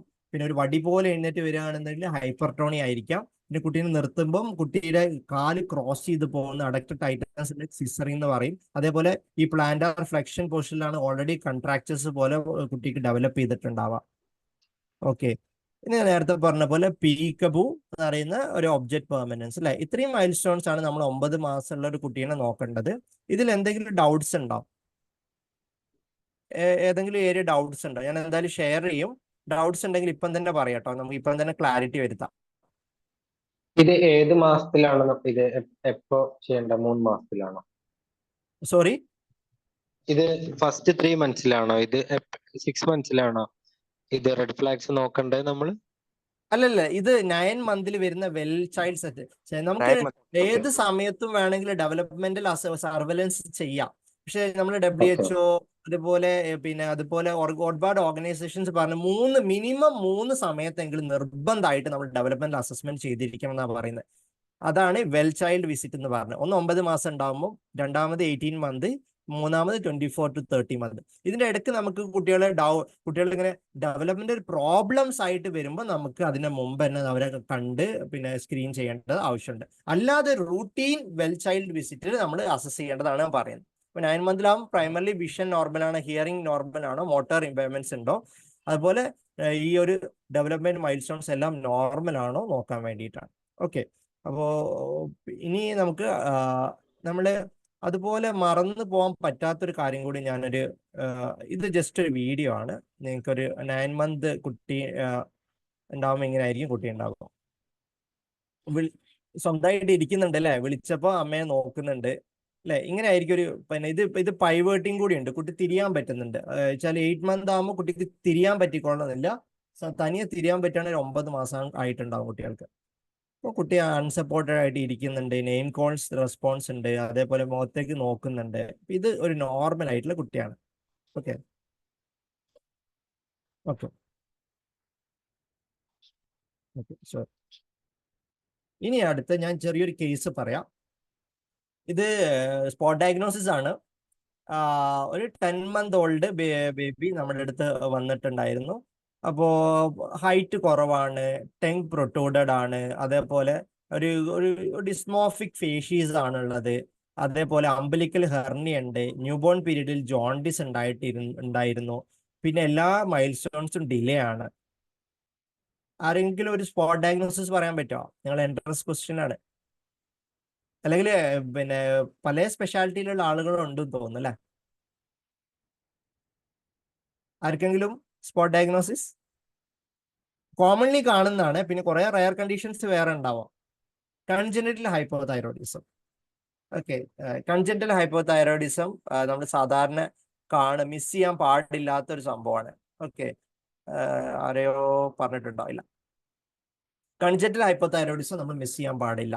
നമുക്കറിയില്ല, ന്യൂബോൺ സ്ക്രീനിങ്ങിൽ നമ്മുടെ കേരള ഗവൺമെന്റ് നിർബന്ധമായിട്ടും ചെയ്യുന്നതാണ് TSH. അപ്പോൾ ന്യൂബോൺ പീരീഡിൽ TSH നോക്കിയാൽ തന്നെ നമുക്ക് മെജോറിറ്റി പിക്കപ്പ് ചെയ്യാം. റയർലി നമ്മൾ മിസ് ചെയ്യാറുണ്ട്. എങ്കിലും തൈറോയ്ഡ് പിക്ക് ചെയ്ത എന്താണ് ബെനിഫിറ്റ്? നമ്മൾ ട്രീറ്റബിൾ ആണ് അല്ലേ? നമ്മൾ ആസ് എ ജനറൽ പ്രാക്ടീഷണേഴ്സ് നമ്മുടെ ഒരു മെയിൻ ഏരിയ എന്ന് പറഞ്ഞാൽ ട്രീറ്റബിൾ കണ്ടീഷൻസും നമ്മൾ മിസ് ചെയ്യാൻ പാടില്ല. ഇന്റർവെൻ ചെയ്യാൻ പറ്റുന്ന കണ്ടീഷൻസ് മിസ് ചെയ്യാൻ പാടില്ല. ബാക്കിയുള്ള ട്രീറ്റബിൾ അല്ലാത്ത ഒരു ന്യൂറോ മെറ്റബോളിക് കണ്ടീഷൻ ആണെങ്കിലും ഒരു വിസിറ്റിലൊന്നും മിസ് ചെയ്ത് കഴിഞ്ഞാൽ പ്രശ്നമില്ല. ഈ കുട്ടീനെ നമ്മൾ കുറച്ച് നേരത്തെ ഐഡന്റിഫൈ ചെയ്തതിന് ഈ കണ്ടീഷനിലേക്ക് പോകില്ലായിരുന്നു. എത്രത്തോളം നേരത്തെ നമ്മൾ റെക്കഗ്നൈസ് ചെയ്ത് വളരെ കംഫർട്ടബിൾ ആയിട്ട് ട്രീറ്റ് ചെയ്യാൻ പറ്റും. ഒരുപാട് കുട്ടികളെ കണ്ടിട്ടുണ്ട്, ന്യൂ ബോൺ പീരീഡ് ഐഡന്റിഫൈ ചെയ്തു, പിന്നെ നമ്മൾ ഫോളോ അപ്പ് വരുമ്പോൾ ഒരു കുഴപ്പമില്ലാത്ത നോർമൽ കുട്ടികളായിട്ടുള്ളത്. അപ്പോൾ ഹൈപ്പോ തൈറോയിഡിസം ആരും മിസ് ചെയ്യാൻ പാടില്ല. ഓക്കെ, ഇനി സോറി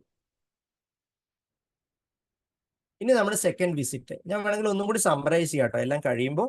ഓക്കെ, നിങ്ങൾക്ക് ബോറടിക്കുന്നുണ്ടെങ്കിൽ അത് പറയണേ, ഞാൻ ഫാസ്റ്റ് ആയിട്ട് പറയാം. സ്ലോ ആക്കിയത് നിങ്ങൾക്ക് കുറച്ചും കൂടി എളുപ്പമായിട്ട് മനസ്സിലായിക്കോട്ടെ എന്ന് കരുതിയിട്ടാണ്. പിന്നെ നമ്മൾ സെക്കൻഡ് വിസിറ്റ് എന്ന് പറയുന്നത് 18 മന്തിലാണ് ഞാൻ പറഞ്ഞ പോലെ. അപ്പൊ നമ്മൾ ഒബ്വിയസ് ആയിട്ടുള്ള മോട്ടോറൊക്കെ ആദ്യം ഐഡന്റിഫൈ ചെയ്തിട്ടുണ്ടാവും അല്ലെ? കുട്ടി നടക്കുന്നില്ല, ഇരിക്കുന്നില്ല, ഒക്കെ ഒബ്വിയസ് ആയിട്ടുള്ള പ്രോബ്ലംസ് ഒക്കെ ആദ്യം പാരന്റ്സ് ഐഡന്റിഫൈ ചെയ്തിട്ടുണ്ടാവും, അല്ലെങ്കിൽ അവര് ഏതെങ്കിലും ഡോക്ടറെ കാണിച്ചിട്ടുണ്ടാവും. പക്ഷെ മൈൽഡ് മോട്ടോർ ഇമ്പയർമെന്റ്സും അതേപോലെ സോഷ്യൽ കമ്മ്യൂണിക്കേഷൻ, ഒരു വയസ്സിലാണല്ലോ കുട്ടി സംസാരിക്കാൻ തുടങ്ങുക, വെർബലി നമ്മൾ മീനിങ് ആയിട്ട് കമ്മ്യൂണിക്കേറ്റ് ചെയ്യുക. അതിന് മുമ്പ് ബാബ്ലിംഗ് എന്ന് പറയുമ്പോൾ മമ്മ ബെബ എന്ന് പറയും. ശരിക്ക് പേര് വിളിക്കുന്നത് അമ്മ, അച്ഛൻ, അല്ലെ ഉപ്പ, ഉമ്മ എന്ന് വിളിക്കുന്നത് ഒരു വയസ്സിന് ശേഷമാണ്. അതുപോലെ സോഷ്യൽ കമ്മ്യൂണിക്കേഷൻ ഏറ്റവും കൂടുതൽ നമുക്ക് മനസ്സിലാക്കേണ്ട ഒരു സമയമാണ് ഒരു 1 to 1.5 year എന്ന് പറയുന്നത്. അതേപോലെ 1 to 1.5 yearലാണ് നമ്മൾ ഏറ്റവും കൂടുതൽ ഓട്ടിസം ഉള്ള കുട്ടികളെ കാണാറ്. കാരണം എന്ന് വെച്ചാൽ ഒരു വയസ്സ് വരെ നോർമൽ ആയിട്ട് പിന്നെ റിഗ്രസ് ചെയ്യുന്ന ഒരുപാട് കുട്ടികളെ നമ്മൾ കണ്ടിട്ടുണ്ട്. 2-3 രീതിയിലാവാം ഓട്ടിസം. ഒന്നിൽ ചെറുപ്പം മുതലേ അവര് സോഷ്യൽ കമ്മ്യൂണിക്കേഷനിൽ പ്രശ്നങ്ങൾ ഉണ്ടാവാം, അല്ലെങ്കിൽ ആദ്യം വലിയ കുഴപ്പമില്ലായിരുന്നു പിന്നീട് റിഗ്രസ് ചെയ്യുന്നതായിട്ട് കണ്ടിട്ടുണ്ട്, അല്ലെങ്കിൽ പ്രോഗ്രസീവ് ടൈപ്പ് നമ്മൾ കാണാറുണ്ട്. എന്തെങ്കിലും underlying syndromes like fragile syndrome, red syndrome ഒക്കെ ഉണ്ടെങ്കിൽ അങ്ങനെ കാണാറുണ്ട്. ഓക്കെ, എല്ലാവരും പറഞ്ഞു കേൾക്കാറുണ്ട് ഓട്ടിസം. ഓട്ടിസം നമ്മൾ എല്ലാവരും ചർച്ച ചെയ്യുന്നു അല്ലെ? ഏപ്രിലിൽ നിങ്ങൾക്ക് അറിയണ്ടോ എന്ന് എനിക്ക് അറിയില്ല. ഓട്ടിസം മന്തായിട്ട് സെലിബ്രേറ്റ് ചെയ്തിട്ടുണ്ടായിരുന്നു ലാസ്റ്റ് ഏപ്രിൽ എന്ന് പറയുന്നത്, എല്ലാ വർഷവും ഉണ്ടാവുന്നതാണ്. ഓക്കെ, എന്താണ് ഓട്ടിസം? വളരെ സിമ്പിൾ ആയ വേർഡ്സിൽ നമുക്ക് എന്തായിരിക്കും ഓട്ടിസം? ഇത് ആരെങ്കിലും ഒന്ന് അൺമ്യൂട്ട് ചെയ്ത് പറയണേ. എന്താണ് നിങ്ങളുടെ ഒരു ആസ് എ ജനറൽ പ്രാക്ടീഷണർ എന്നുള്ള രീതിയിൽ നിങ്ങളുടെ ഒരു വ്യൂവിൽ ഓട്ടിസം എന്താണ്? ഞാൻ വളരെ സിമ്പിൾ ആയിട്ടാണ് ചോദിക്കുന്നത്. ആർക്കെങ്കിലും അൺമ്യൂട്ട് ചെയ്ത് പറയാൻ പറ്റുമോ?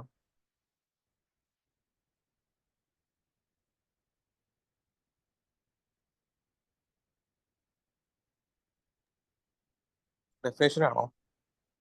പറഞ്ഞോളൂ. ഡെഫിനിഷൻ മീൻസ് എന്താണ് നിങ്ങൾ ഓട്ടിസത്തിൽ ഓട്ടിസം കൊണ്ട് നിങ്ങൾ മനസ്സിലാക്കി എന്താണ് സിമ്പിൾ ആയിട്ട് പറഞ്ഞാൽ മതി. കമ്മ്യൂണിക്കേറ്റ് ചെയ്യാൻ ഒരു ഇൻഹിബിഷൻ ഉണ്ടാവും. ഓക്കെ, ശരിയാണ്.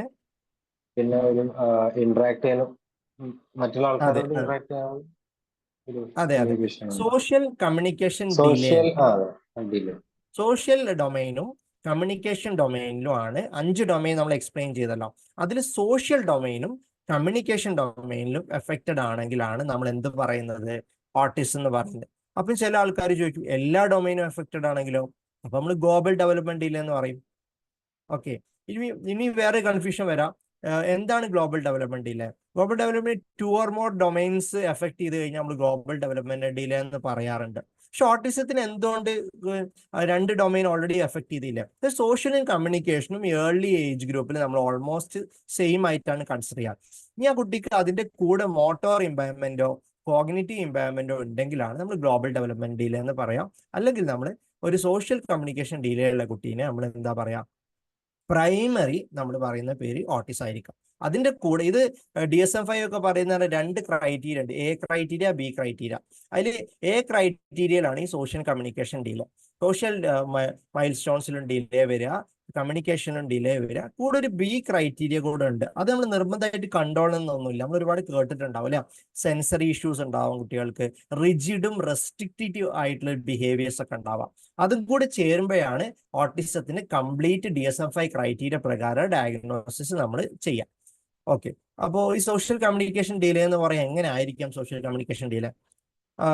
അതിനെക്കുറിച്ച് ഞാൻ വിശദമായിട്ട് പറയാം, ഒരു ബ്രീഫായിട്ട് നമുക്ക് മനസ്സിലാക്കാൻ പറ്റുന്നത്. അതിനു മുമ്പ് നമ്മൾ 18 monthsലുള്ള നമ്മൾ ഡൊമൈൻസ് നമുക്ക് നോക്കാം. ബിഫോർ ഗോയിങ് ടു ഡൊമൈൻസ് നമുക്ക് നോർമൽ ആയിട്ടുള്ള ഡൊമൈൻസ് അറിയാം. നമ്മൾ പറഞ്ഞു അല്ലേ, നമ്മൾ 1 year ആകുമ്പോൾ കുട്ടി നടക്കാൻ തുടങ്ങും അല്ലേ. 18 month ആകുമ്പോഴോ ഓടാൻ തുടങ്ങും അല്ലെ, കുട്ടി നന്നായിട്ട് ഓടാൻ തുടങ്ങും. പിന്നെ 2 വയസ്സൊക്കെ ആകുമ്പോൾ കുട്ടി ജമ്പ് ചെയ്യാൻ തുടങ്ങും, ക്ലൈംബ് അപ്പ് സ്റ്റെയർസ് വിത്ത് 2 steps ഒക്കെ തുടങ്ങും. അഡാപ്റ്റീവ് സ്കിൽസ് പറയുമ്പോഴോ ഫൈൻ മോട്ടോറും അഡാപ്റ്റീവ് ഒരുമിച്ച് പറയാം നമുക്ക്. ഫൈൻ മോട്ടോർ ആകുമ്പോൾ എന്തായിരിക്കും, കുട്ടി തനിയെ ഭക്ഷണം ഓൾറെഡി ഫിംഗർ ഫീഡിങ് സ്റ്റാർട്ട് ചെയ്തിട്ടുണ്ടാവും, കൂടെ സ്പൂൺ ഉപയോഗിച്ചിട്ട് കപ്പ് ഉപയോഗിച്ചിട്ടൊക്കെ കുടിക്കാൻ പറ്റും. പിന്നെ അതിൽ സോക്സ് റിമൂവ് ചെയ്യാൻ പറ്റും തനിയെ കുട്ടിക്ക്.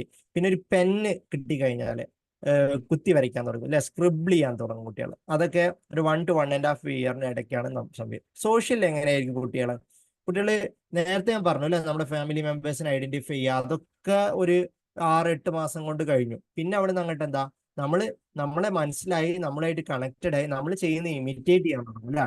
നമുക്കറിയില്ലേ വൈസ്, ബൈ ബൈ, ടാറ്റ, അത് ക്ലാപ്പിംഗ്, അതൊക്കെ ഒരു 1 year കുട്ടി ചെയ്യും. നമ്മൾ ചെയ്യുന്ന അതേപോലെ ഇമിറ്റേറ്റ്. നിങ്ങളുടെ കുട്ടികളുള്ള ആളുകൾ ഉണ്ടെങ്കിൽ നിങ്ങൾക്ക് കറക്റ്റ് ആയിട്ട് ഓർമ്മ ഉണ്ടാവും. 1 വയസ്സൊക്കെ മുമ്പ് തന്നെ കുട്ടികൾ ക്ലാപ്പ് ചെയ്യാൻ തുടങ്ങും. നമ്മളായിട്ട് കുറെ കൂടി കണക്റ്റഡ് ആവും കുട്ടികൾ, സോഷ്യൽ മൈൽ സ്റ്റോൺസ് പറയും. അതുപോലെ തന്നെ നമ്മൾ നോക്കുമ്പോൾ തന്നെ നമ്മൾ മുഖത്തേക്ക് നോക്കി നമ്മൾ സംസാരിക്കുമ്പോൾ നല്ല ഐ കോണ്ടാക്ട് ഉണ്ടാവും. അതേപോലെ പിന്നെ നമ്മളോട് ഷെയർ ചെയ്യാൻ തുടങ്ങും, ഇൻട്രസ്റ്റ് ഉള്ള കാര്യങ്ങളൊക്കെ ഷെയർ ചെയ്യാൻ തുടങ്ങും. അവർക്ക് എന്തെങ്കിലും ആവശ്യം ഉണ്ടെങ്കിൽ അത് വാക്കുകളിലൂടെ കമ്മ്യൂണിക്കേറ്റ്, ലാംഗ്വേജിൽ വരുന്നതാണ് എങ്കിൽ പോലും അവർക്ക് കമ്മ്യൂണിക്കേറ്റ് ചെയ്യാനുള്ള ഇന്റന്റ് ഉണ്ടാവും. ലാംഗ്വേജ് എന്ന് പറയുമ്പോൾ എന്തായിരിക്കും കാര്യമായിട്ട്, ലാംഗ്വേജിൽ കാര്യമായിട്ട് വരുന്നത് കുട്ടികൾ കിങ്ഷിപ്പ് വേർഡ്സ് എന്ന് പറയില്ല, അച്ഛൻ അമ്മ നേരത്തെ പറഞ്ഞ അതെല്ലാം പറയും. ഒരു മിനിമം ഒരു നമ്മൾ സാധാരണ ഒരു മിനിമം ഒരു 5 എങ്കിലും വേണം. 25 വേർഡ്സ് വൊക്കാബുലറി ഒക്കെ നമ്മൾ കാണാറുണ്ട്. കോമൺലി ഉള്ള നമ്മുടെ വീട്ടിലെ മെമ്പേഴ്സിന്റെ എല്ലാവരും വീട്ടിൽ വിളിക്കുന്ന പേര് പറയും. കൂടാണ്ട് ആപ്പിള്, അതേപോലെ സാധാരണ കണ്ടുവരുന്ന ഹൗസ് ഹോൾഡ് ഒബ്ജക്ട്സിന്റെ പേരും കുട്ടികൾ പറയാറുണ്ട്. നമ്മൾ ശ്രദ്ധിക്കേണ്ട ഒരു കാര്യം വെച്ചാൽ കുട്ടികൾ ആദ്യം പറയാ നൗൺ ആണ് കേട്ടോ, കാരണം അവർക്ക് മനസ്സിലാവുമല്ലോ കണ്ടിട്ട്. വേർബ് പിന്നെ പറയാം, വാ, പോ, എടുക്ക്, അതൊക്കെ പിന്നെയാണ് കുട്ടികൾ സാധാരണ പറയാം. ചിലർ ഉൾട്ടായിട്ടും ചെയ്യാറുണ്ട്. കോഗ്നിഷനിൽ നമ്മൾ ഓൾറെഡി പറഞ്ഞു, ഈ ഒബ്ജക്ട് പെർമനൻസ് കുറച്ചും കൂടി ഇല്ല, നമ്മുടെ മുമ്പിൽ നിന്ന് മാറിയത് കുറച്ചും കൂടി അകറ്റി നിന്നാൽ പോലും കുട്ടിക്ക് അത് മനസ്സിലാക്കാൻ പറ്റും.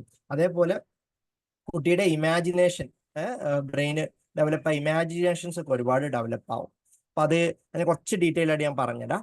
ഇപ്പൊ നമ്മൾ മൈൽ സ്റ്റോൺസ് ചെക്ക് ലിസ്റ്റ് നോക്കിയിട്ട് ഞാൻ അതിലേക്ക് പോകാം. അപ്പൊ നമ്മൾ ചോദിക്കേണ്ട കാര്യങ്ങൾ എന്തൊക്കെയായിരിക്കും? ഇപ്പൊ നിങ്ങൾ ഇപ്പൊ മൈൽ സ്റ്റോൺസ് അറിയാം, അപ്പൊ നിങ്ങൾ ചോദിക്കേണ്ട കാര്യം എന്തായിരിക്കും? നന്നായിട്ട് കുട്ടി നടക്കുന്നുണ്ടോ, പിടിക്കാണ്ട് നടക്കുന്നുണ്ടോ, ഓടുന്നുണ്ടോ എന്ന് നമ്മൾ ചോദിക്കാം. അതേപോലെ സ്പൂൺ പിടിച്ചിട്ട് കഴിക്കാൻ പറ്റുന്നുണ്ടോ, അല്ലെങ്കിൽ കുത്തി വരയ്ക്കാൻ പറ്റുന്നുണ്ടോ പെൻ ഉപയോഗിച്ചിട്ട്. അതേപോലെ നമ്മുടെ ചൂണ്ടിക്കാണിക്കാതെ തന്നെ മോനെ അത് എടുത്തിട്ട് വാ എന്ന് പറഞ്ഞു കഴിഞ്ഞാൽ അത് എടുത്തിട്ട് വരുന്നതും കാണാറുണ്ട്. അതേപോലെ നമ്മൾ അറിയുന്ന പരിചയമുള്ള ആളുകളുടെ ഒക്കെ പേരിൽ തന്നെ വിളിക്കുകയാണ്, അമ്മ അച്ഛൻ അങ്ങനെ വിളിക്കും. പിന്നെ സോഷ്യലിലാണെങ്കിലും അതേപോലെ കോഗ്നേറ്റീവിലാണ് നമ്മൾ പറയുന്നത് ഡൊമസ്റ്റിക് മിമിക്രി. നമ്മൾ ചെയ്യുന്ന കാര്യമൊക്കെ കുട്ടി നന്നായിട്ട് ഇമിറ്റ് ചെയ്യും. ചൂലെടുത്ത് അടിച്ചു വാരുന്ന പോലെ. അതുപോലെ കുട്ടി നന്നായിട്ട് ഇമിറ്റേഷൻ, ഡൊമസ്റ്റിക് മിമിക്രി എന്ന് പറയും. നമ്മൾ വീട്ടിലെ ഓരോ കാര്യങ്ങളും കുട്ടി ഇമിറ്റേറ്റ് ചെയ്യാൻ തുടങ്ങും. നമ്മൾ ചെയ്യുന്ന ഓരോ കാര്യങ്ങൾ ആദ്യം കുട്ടി ബൈ ബൈ ടാറ്റ മാത്രമേ ഉണ്ടാവുള്ളൂ. പിന്നെ പിന്നെ നമ്മൾ ചെയ്യുന്ന ആക്ടിവിറ്റീസ്, നമ്മൾ ഹൗസ് ഹോൾഡിൽ ചെയ്യുന്ന ആക്ടിവിറ്റീസിനെ ഇമിറ്റേറ്റ് ചെയ്യുന്ന ഡൊമസ്റ്റിക് മിമിക്രി എന്നാണ്. നമ്മൾ എന്താ നോക്കേണ്ട കാര്യം, ഒന്ന് നെയിം കോൾ റെസ്പോൺസ്. വിളിച്ചു കഴിഞ്ഞാൽ ന്യായമന്താവിനെ കുട്ടി വിളി കേൾക്കും. ഇത് കുറച്ചും കൂടി നന്നായിട്ട് ഇതാക്കും. അതേപോലെ വേവും ബൈ ബൈ ക്ലാപ്പ് ടാറ്റ ഇതെല്ലാം. പിന്നെ അതേപോലെ കുട്ടി പോയിന്റ് അറ്റ് സംതിങ് ഡിസ്റ്റൻസ് അല്ലെ, കുട്ടി ചൂണ്ടിക്കാണിക്കാൻ തുടങ്ങും. ആവശ്യത്തിന് വേണ്ടി വിരൽ വെച്ച് ചൂണ്ടിക്കാണിക്കുന്നത് 1 year ആകുമ്പോൾ തന്നെ കുട്ടി തുടങ്ങും. കുട്ടിയുടെ ആവശ്യത്തിന് ചൂണ്ടിക്കാണിക്കുന്നത് 1 year ആയിട്ട് തുടങ്ങും. കുട്ടി എന്തെങ്കിലും ഇൻട്രസ്റ്റ്, ഇപ്പം അവിടെ എന്തെങ്കിലും ഒരു എക്സൈറ്റഡ് ഒരു ആന പോകുന്നത് കണ്ടു, അല്ല വഴിയിൽ എന്തെങ്കിലും കുറെ ലൈറ്റ് കണ്ടു, അപ്പൊ അമ്മനെ ചൂണ്ടിയിട്ട് അമ്മ നോക്കൂ എന്നുള്ള രീതിയിൽ ആ ഇൻട്രസ്റ്റ് ഷെയർ ചെയ്യാൻ കുട്ടി തുടങ്ങും. അതും സോഷ്യലി ഒരു ഇമ്പോർട്ടന്റ് ആണ്. അതിന് നമ്മൾ സാധാരണ പറയുന്ന പേരാണ് ജോയിന്റ് അറ്റൻഷൻ. ഓക്കെ. അതേപോലെ നമ്മൾ കോഗ്നീഷൻ, ബുദ്ധിപരമായിട്ട് നോക്കുമ്പോൾ കുട്ടികൾക്ക് ബോഡി പാർട്സ് ഐഡന്റിഫൈ ചെയ്യാൻ പറ്റും. ഒരു മിനിമം 3 to 5 നമ്മൾ സാധാരണ പറയുന്ന തല, മൂക്ക്, കണ്ണ് ഒക്കെ കുട്ടി ഐഡന്റിഫൈ ചെയ്യും. പിന്നെ കോമൺലി കാണുന്ന ഒബ്ജക്ട്സിനെ കുറിച്ചിട്ടുള്ള പിന്നെ ബോൾ എവിടെയെന്ന് കാണിക്കും, ബോൾ ചൂണ്ടിക്കാണിക്കും ഒക്കെ ചെയ്യും. അതേപോലെ ബുക്സിലെ പിക്ചേഴ്സ്, അറിയുന്ന പിക്ചേഴ്സിനെ തൊട്ട് കാണിക്കുകയും ചെയ്യും. ഈ സമയത്തിൽ റെഡ് ഫ്ലാഗ്സ് എന്തൊക്കെയാണ്? കുട്ടിക്ക് ഒന്നും നടക്കാൻ പറ്റുന്നില്ല എന്നുള്ളത് അറിയാം. അതേപോലെ മുഖത്തേക്ക് നന്നായിട്ട് നോക്കുന്നില്ല, നെയിം കോൾ റെസ്പോൺസ് പുവർ ആണ്. പിന്നെ കമ്മ്യൂണിക്കേഷന് മോസ്റ്റ്ലി ആളെ ശ്രദ്ധ പിന്നെ പറ്റുന്നത് കൂടുതലും ക്രൈ ചെയ്തിട്ടാണ് എന്നുണ്ടെങ്കിൽ, അല്ലെ പുള്ളി ആളെ പിടിച്ച് വലിക്കുക, കൈ പിടിച്ച് വലിക്കുക എന്നുണ്ടെങ്കിലും അത് റെഡ് ഫ്ലാഗ് ആയിട്ട് പറയാം. പിന്നെ ആവശ്യത്തിനൊന്നും കമ്മ്യൂണിക്കേറ്റ് ചെയ്യുന്നില്ല എന്നുണ്ടെങ്കിൽ അതും റെഡ് ഫ്ലാഗ് ആണ്. ഓക്കെ. ഓക്കെ, ഇനി നമ്മൾ ഓട്ടിസത്തിനെ കുറിച്ച് പറയാം. ഈ പറഞ്ഞ കാര്യങ്ങളൊക്കെ ഓട്ടിസം വന്നിട്ടുണ്ട്. ഓട്ടിസത്തിനെ കുറിച്ച് നമ്മൾ പറഞ്ഞു സോഷ്യൽ കമ്മ്യൂണിക്കേഷൻ ഡിലേ ആണ്. അപ്പൊ നമ്മുടെ OPD-യിൽ ഒരു കുട്ടി വന്നു. നമ്മൾ ആ കുട്ടീനെ നോക്കിയിട്ട് നമുക്ക് ഓട്ടിസം ഉണ്ടോ ഇല്ലെന്ന് പറയാൻ പറ്റുമോ? ടോഡ്ലർ നമ്മുടെ റൂമിലേക്ക് വന്നു കഴിഞ്ഞാൽ ഒരു 2-3 minutes കൊണ്ട് നമുക്ക് പറയാൻ പറ്റും. ഞാൻ പിന്നെ CMC-യിൽ വരുന്നതിന്റെ മുമ്പ് കുറച്ചു നേരം കാലിക്കറ്റിൽ, നിങ്ങൾക്ക് എല്ലാവർക്കും അറിയാവുന്ന കാലിക്കറ്റ് ഒരു ഇംഹാൻസ് തന്നെ സ്ഥാപനമുണ്ട്, കാലിക്കറ്റ് മെഡിക്കൽ കോളേജിൽ അണ്ടറിൽ ഡോക്ടർ കൃഷ്ണകുമാർ സാർ ആയിരുന്നു അവിടുത്തെ ഡയറക്ടർ. ഇപ്പൊ സാർ റിട്ടയർഡ് ആയി. സാർ അവിടെ ഉണ്ട്. സാർ എപ്പോഴും പറയാറുള്ള ഒരു കാര്യമുണ്ട്, ഒരു ഓട്ടിസം ഉള്ള ഒരു കുട്ടീനെ നമ്മുടെ റൂമിലേക്ക് വരുമ്പോൾ നമുക്ക് മനസ്സിലാക്കാൻ പറ്റും. MBBS കഴിഞ്ഞാൽ ഹൗസ് NC-ക്കൊക്കെ അവിടെ കുറച്ചു നേരം ഇരുന്നിട്ടുണ്ടായിരുന്നു. പിന്നെ അത് കഴിഞ്ഞിട്ട് ഒബ്സർവർഷിപ്പ് ഫെലോഷിപ്പ് അവിടെ നിന്ന് ചെയ്യുന്നുണ്ട്. ഒന്ന്, കുട്ടി നമ്മുടെ മുഖത്തേക്ക് നോക്കുന്ന കുറവായിരിക്കും, ഐ കോണ്ടാക്ട് കുറവായിരിക്കും കുട്ടിക്ക്. നമ്മളിങ്ങനെ സംസാരിക്കുമ്പോൾ മുഖത്തേക്ക് നോക്കില്ല. ഈവൻ ഇഫ് അവർ സംസാരിക്കുകയാണ് മുഖത്തേക്ക് നോക്കുന്ന കുറയും. രണ്ടാമത്, ഞാൻ നേരത്തെ പറഞ്ഞു, നമ്മളിപ്പോ ഒരു കാര്യം ചൂണ്ടിക്കാണിച്ചു മോനെ ഇത് നോക്കുന്ന പറഞ്ഞു കഴിഞ്ഞാൽ അത് ആ ഒരു ഒബ്ജക്റ്റിനെ നോക്കി നമ്മളിലേക്ക് ആ ഒരു സന്തോഷം കൈമാറുക അറിയില്ല. ആ സംഭവം ഉണ്ടാവില്ല. ചൂണ്ടിക്കാണിച്ചു കഴിഞ്ഞാൽ പിന്നെ ആള് അത് നോക്കി നമ്മളിലേക്ക് നോക്കുന്നതാണ് ജോയിന്റ് അറ്റൻഷൻ എന്ന് പറയും. അല്ലെങ്കിൽ കുട്ടി ആവശ്യത്തിന് വേണ്ടി ചൂണ്ടിക്കാണിക്കാണ്ടിരിക്കും. അതേപോലെ മൂന്നാമത്തെ ഒരു സംഭവമാണ് സോഷ്യൽ റെഫറൻസിങ് എന്ന് പറയും. സിമ്പിൾ ആയിട്ട് പറയുകയാണെങ്കിൽ, ഒരു കുട്ടി നമ്മുടെ OPD-യിലേക്ക് വരാന്ന് വിചാരിക്കാം. സാധാരണഗതിയിൽ എന്തായിരിക്കും, ഇപ്പൊ അവർക്ക് സ്ട്രേഞ്ചർ ആങ്സൈറ്റി ഒന്നും വിട്ടു മാറിയിട്ടുണ്ടാവില്ല. അപ്പൊ കുട്ടി നമ്മുടെ ഒന്ന് നോക്കും, എന്നിട്ട് അമ്മനെ അച്ഛനെ നോക്കിയിട്ടായിരിക്കും വിതുമ്പുക അല്ലെ.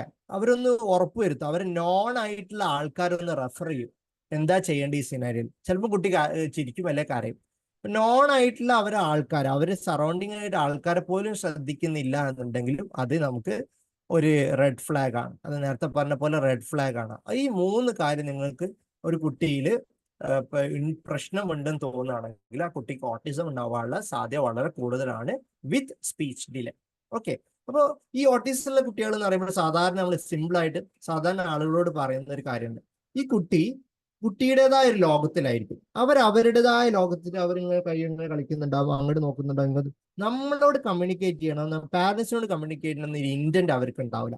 ഇതൊക്കെയാണ് നമ്മൾ സയൻസ് ഓഫ് ഓട്ടിസം എന്ന് പറയാറ്. ഓക്കെ. ഇപ്പൊ നിങ്ങൾ ഈ വീഡിയോ ഒന്ന് കണ്ടു നോക്കൂ. ഇപ്പൊ ഇതില് വീഡിയോ ശ്രദ്ധിച്ചാൽ മതി. ഇത് ട്വിൻസ് ആണ്. ഈ ട്വിൻസിന്റെ അമ്മ വിളിക്കുകയാണ്. അവരെ വിളിക്കുന്നത് അപ്പൊ ഈ കുട്ടിയാണ്. പക്ഷെ മറ്റേ കുട്ടി നോക്കുന്നുണ്ട്, നോക്കി ചിരിച്ചു, നെയിം കോൾ റെസ്പോൺസ് ഉണ്ട്, നല്ല വാം കമ്മ്യൂണിക്കേഷൻ ശ്രമിക്കുന്നുണ്ട്. പിന്നെ കുട്ടിയുടെ കയ്യിൽ എന്തോ ഒന്നുണ്ട്, അതും കൊടുക്കാൻ വേണ്ടി ശ്രമിക്കുന്നുണ്ട്. അപ്പൊ ഒരു കണക്ഷൻ, ഒരു കുട്ടികളുടെ ആ ഒരു സംഭവം നമുക്ക് വെച്ച് നീട്ടുന്നുണ്ട് അല്ലെ. അപ്പോ നമ്മൾ കാണുന്ന റൈറ്റ് സൈഡിലെ കുട്ടിക്ക് ഓട്ടിസത്തിന്റെ സയൻസ് ഉണ്ട്, ലെഫ്റ്റ് സൈഡിലെ കുട്ടി നോർമൽ ആണ്. സിമ്പിൾ ആയിട്ടുള്ള നമ്മൾ രണ്ട് കുട്ടികൾ ഇരിക്കാലോ, ഒരു കുട്ടിയാണെങ്കിൽ നമ്മൾ പേര് വിളിക്കുമ്പോൾ തന്നെ സാധാരണഗതിയിൽ നമ്മൾ മുഖത്തേക്ക് നോക്കും. ഇനി അതിൽ സ്ട്രേഞ്ചർ ആങ്സൈറ്റി ആണെന്ന് കാരണം എനിക്ക് തോന്നുന്നത് അമ്മനോടൊന്ന് പേര് വിളിക്കാൻ പറയാം. ഇതുപോലെ നോക്കുന്നുണ്ടോ, ഇതുപോലെ ഒരു ഐ കോണ്ടാക്ട് മെയിൻറ്റെയിൻ ചെയ്യുന്നില്ല എന്നുണ്ടെങ്കിൽ ആ മറ്റേ കുട്ടി കണ്ടില്ല, ഒബ്ജക്റ്റിലാണ് ഇൻട്രസ്റ്റഡ്, കുട്ടി മുഖത്തേക്ക് നോക്കുന്നില്ല, സോഷ്യലി കണക്ട് ചെയ്യാൻ ശ്രമിക്കുന്നില്ല. ഇതാണ് നമ്മൾ ഓട്ടിസത്തിൽ കാണുന്ന മെയിൻ ഒരു ഫീച്ചർ എന്ന് പറയുന്നത്. ഓക്കെ, എനിക്ക് തോന്നുന്നു നിങ്ങൾക്ക് ഒരു ചെറിയൊരു ഐഡിയ കിട്ടിയിട്ടുണ്ടാവും ഓട്ടിസത്തിൽ എന്താണ്. നിങ്ങൾക്ക് അറിയുന്ന കാര്യം തന്നെയാണ്, ഞാനത് ഒന്നും കൂടി ബ്രീഫായിട്ട് പറഞ്ഞു. ഇനി നമുക്ക് ഓട്ടിസത്തിൽ എന്തെങ്കിലും സ്ക്രീൻ ചെയ്യാൻ കഴിയുമോ? ആസ് എ ജനറൽ പ്രാക്ടീഷണർ നമുക്ക് എന്തെങ്കിലും ചെയ്യാനുണ്ടോ? ഉണ്ട്, തീർച്ചയായിട്ടും. നമ്മളൊരു പീഡിയാട്രീഷ്യനോ അല്ലെങ്കിൽ ഡെവലപ്മെന്റ് പീഡിയാട്രീഷ്യനോ റെഫർ ചെയ്യുന്നതിന് മുമ്പ് നമുക്ക് സിമ്പിൾ ആയിട്ട് സ്ക്രീൻ ചെയ്യാൻ പറ്റുന്ന ഒരു സ്ക്രീനിങ് ചാർട്ടാണ് MCAT എന്ന് പറയും. ഇത് പാരന്റ്സിന്റെ, ഇംഗ്ലീഷ് അറിയുന്ന പാരന്റ്സ് ആണ്, അവരെ കയ്യിൽ കൊടുത്താൽ മതി, അല്ലെ നിങ്ങളുടെ സ്റ്റാഫിന്റെ കയ്യിലോട്ട് കൊടുത്താൽ മതി. നിങ്ങൾ ആ MCAT ഒന്ന് ചെയ്ത് നോക്കൂ. 20 ആയിട്ടുള്ള ഒരു സംഭവമാണ് അത്. ഈ ഒരു വെബ്സൈറ്റ് കയറി കഴിഞ്ഞാൽ എല്ലാ ലാംഗ്വേജും ഉണ്ട് എക്സെപ്റ്റ് മലയാളം. ഞാൻ മലയാളം എന്നും കൂടി നോക്കിയിരുന്നു, മലയാളം വന്നിട്ടില്ല. നിങ്ങൾക്ക് വേണമെങ്കിൽ ഇംഗ്ലീഷ് ഞാൻ ഷെയർ ചെയ്ത് തരാം. ഫ്രീലി ഡൗൺലോഡബിൾ ആണ്. നിങ്ങൾ ഒരു ചെറിയ ടോഡ്ലർ വരുമ്പോൾ നോർമലി കുട്ടികൾ സ്ക്രീൻ ചെയ്യേണ്ടതാണ്. അപ്പോൾ ആ ഒരു സ്ക്രീൻ ചെയ്തിട്ട് അതിൽ രണ്ടിലും കൂടുതൽ പ്രശ്നമുണ്ടെന്ന് വിചാരിക്കുക. എല്ലാം ഓക്കെ ആണെന്നുണ്ടെങ്കിൽ ഒന്നുമില്ല, എല്ലാം ടിക്കാണെങ്കിൽ കുഴപ്പമില്ല. രണ്ടിലും കൂടുതൽ പ്രശ്നം ഉണ്ടെന്നുണ്ടെങ്കിൽ നമ്മൾ നിർബന്ധമായിട്ട് നമ്മൾ റെഫർ ചെയ്യണം.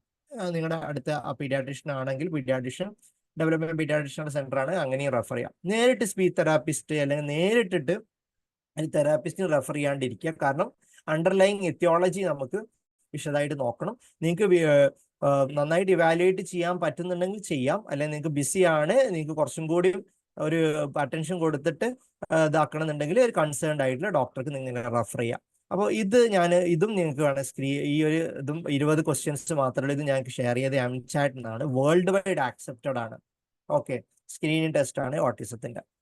ഓക്കെ, ഇനി നമ്മൾ കേസ് 2ലേക്ക് പോകുന്നു. നമ്മൾ 18 മന്ത്സിനെ കുറിച്ചാണ് നമ്മൾ ഇതുവരെ പറഞ്ഞുകൊണ്ടിരുന്നത് അല്ലേ. അപ്പോൾ അതുപോലെ നമ്മൾ ജനറൽ പ്രാക്ടീസിൽ നമുക്ക് മിസ് ചെയ്യാൻ പറ്റാത്തൊരു സംഭവമാണ് ഇത്. എന്താണ്?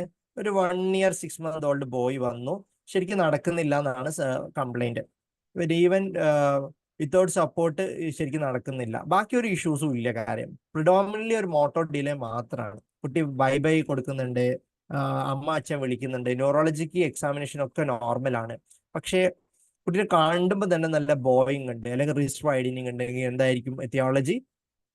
വിറ്റാമിൻ ഡി ഡെഫിഷ്യൻസി അല്ലെ. നമുക്ക് ഈസിലി കറക്റ്റബിൾ ആണ്. നോർമലി കേരള ഗവൺമെന്റ് ഒക്കെ അഡ്വൈസ് ചെയ്യുന്നുണ്ട് 0 to 1 year mandatory 400 international unit per day daily കൊടുക്കണം എന്ന്. ചില പാരന്റ്സ് കൊടുക്കാൻ വിട്ടുപോയിട്ടുണ്ടാവാം. ചില കുട്ടികൾ നമ്മുടെ നാട്ടിലൊക്കെ വെയിൽ കൊള്ളിക്കുക എന്നുള്ളത് വളരെ കുറവാണ് അല്ലെ. അപ്പൊ വെയിൽ കൊള്ളുന്ന കുറഞ്ഞ ഏറ്റവും കൂടുതൽ വിറ്റാമിൻ ഡി എവിടുന്നാ കിട്ടുക? സൺലൈറ്റ്. 10 to 2 PM വരെയുള്ള സമയത്ത് വിറ്റാമിൻ ഡി ആണ് ഏറ്റവും നല്ലത്.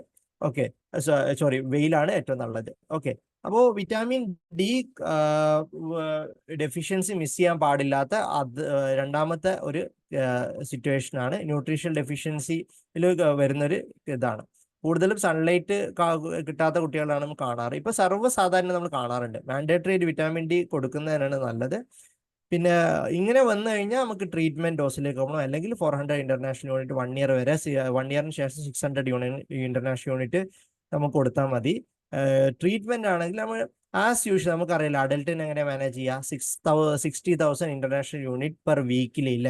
ആ ഡോസ് തന്നെ നമുക്ക് കുട്ടികൾ, വളരെ ചെറിയ കുട്ടികളാണെന്നുണ്ടെങ്കിൽ 30,000 കാൽസറോൾ സാഷയുടെ ഹാഫ് കൊടുത്താലും മതി വീക്കിലി, വൺസ് ഫോർ 6 weeks. പിന്നെ മന്ത്ലി കണ്ടിന്യൂ ചെയ്യാം. പക്ഷെ വിറ്റാമിൻ ഡി എപ്പോഴും ചെക്ക് ചെയ്യുന്നത് നല്ല, ഒരു 3 മാസം കഴിയുമ്പോൾ വീണ്ടും ഒന്ന് ചെക്ക് ചെയ്ത് നോക്കുന്നത് എപ്പോഴും നല്ലതാണ്. ഓക്കെ, വൈറ്റമിൻ ഡി എത്ര നാൾ വരെ സപ്ലിമെന്റേഷൻ കൊടുക്കണം? നമ്മൾ മാൻഡേറ്ററി 6 months ആണ് പറയാറ്. പിന്നെ ചില കുട്ടികൾ നമ്മൾ കണ്ടിന്യൂസ് സപ്ലിമെന്റേഷൻ കൊടുക്കേണ്ടി വരും. പക്ഷെ 3 month ആകുമ്പോൾ നമ്മൾ റിപ്പീറ്റ് ചെയ്യുന്നതാണ് എപ്പോഴും നല്ലത്. വിറ്റാമിൻ ഡി മിനിമം 20യുടെ അബോവ് എത്തിയിട്ടില്ലെങ്കിൽ അതർ പിന്നെ റിഫ്രാക്ടറി റിക്കറ്റ്സും അങ്ങനെയൊക്കെ വരാലോ.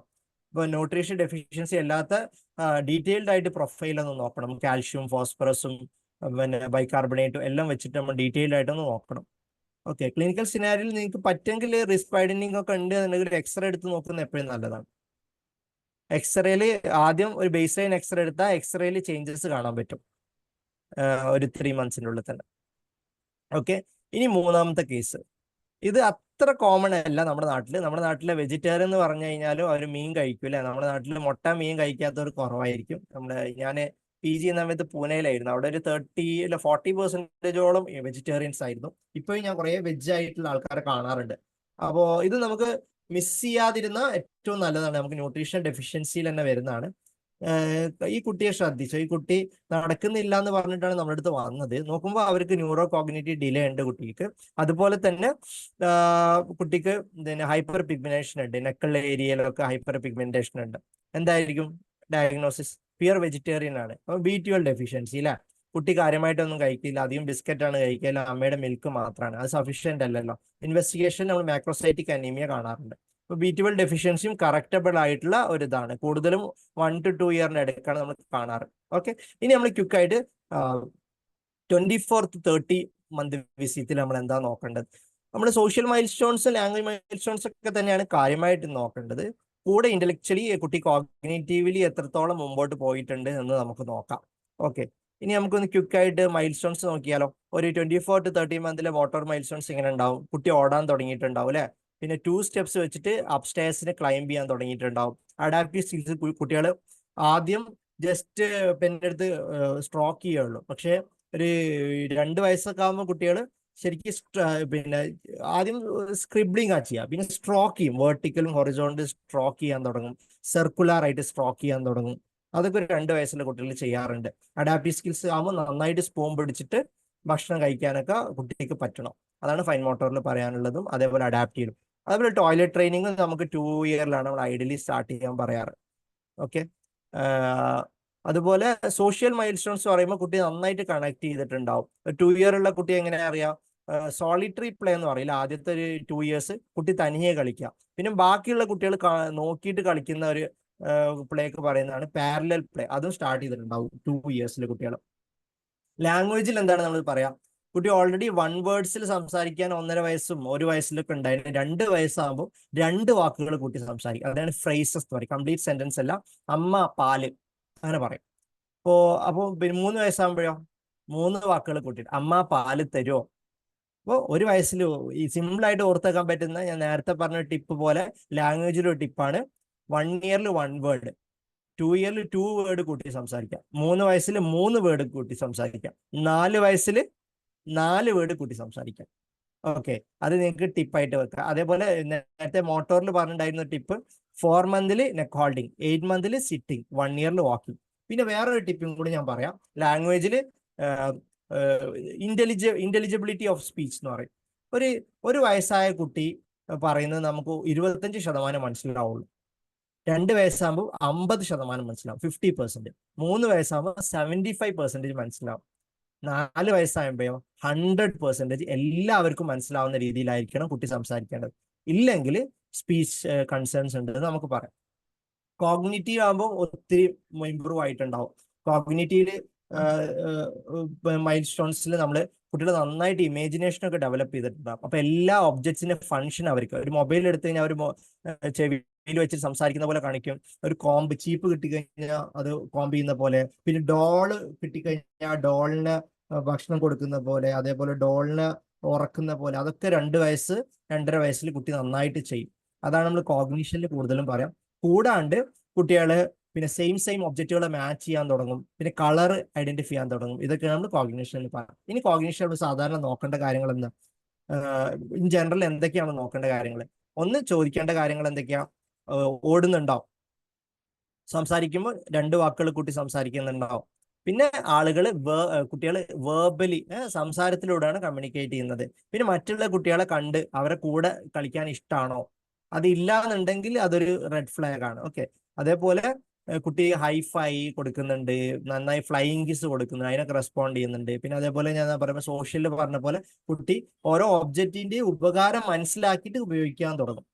കപ്പ് കിട്ടിക്കഴിഞ്ഞാൽ കുടിക്കുന്ന പോലെ, കോമ്പ് കിട്ടിക്കഴിഞ്ഞാൽ ചെയ്യുന്ന പോലെ, അതേപോലെ ഒരു കാറ് കിട്ടിക്കഴിഞ്ഞാൽ ഓടിക്കുന്ന പോലെ. കൂടാണ്ട് കുട്ടികൾ സിമ്പിൾ പ്രിറ്റൻഡ് പ്ലേ എന്ന് പറയും. ഡോളിന് ഭക്ഷണം കൊടുക്കുക, ഡോള് റിയൽ ആയിട്ടുള്ള ഒരു കുട്ടീനെ പോലെയാണ് അവർ കാണുക. അതേപോലെ ഒരു ബ്ലോക്ക് കിട്ടിക്കഴിഞ്ഞാൽ കുട്ടികൾ മൊബൈലായിട്ടൊക്കെ യൂസ് ചെയ്യും. അതൊക്കെ പ്രിറ്റൻഡ് പ്ലേ, ഇമാജിനേഷൻ കൂടുന്നത് കാരണമാണ് അതൊക്കെ സംഭവിക്കുന്നത്.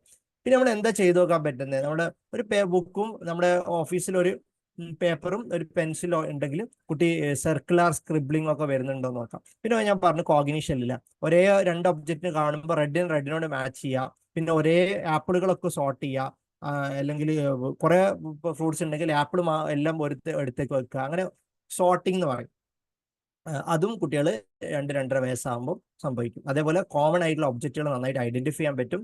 പിന്നെ അറ്റ്ലീസ്റ്റ് ഒരു 2-2.5 വയസ്സാകുമ്പോൾ ഒരു കളറെങ്കിലും കുട്ടിക്ക് പറയാൻ പറ്റും. അപ്പൊ എന്താ റെഡ് ഫ്ലാഗ്സ് എന്ന് പറയുന്നത്?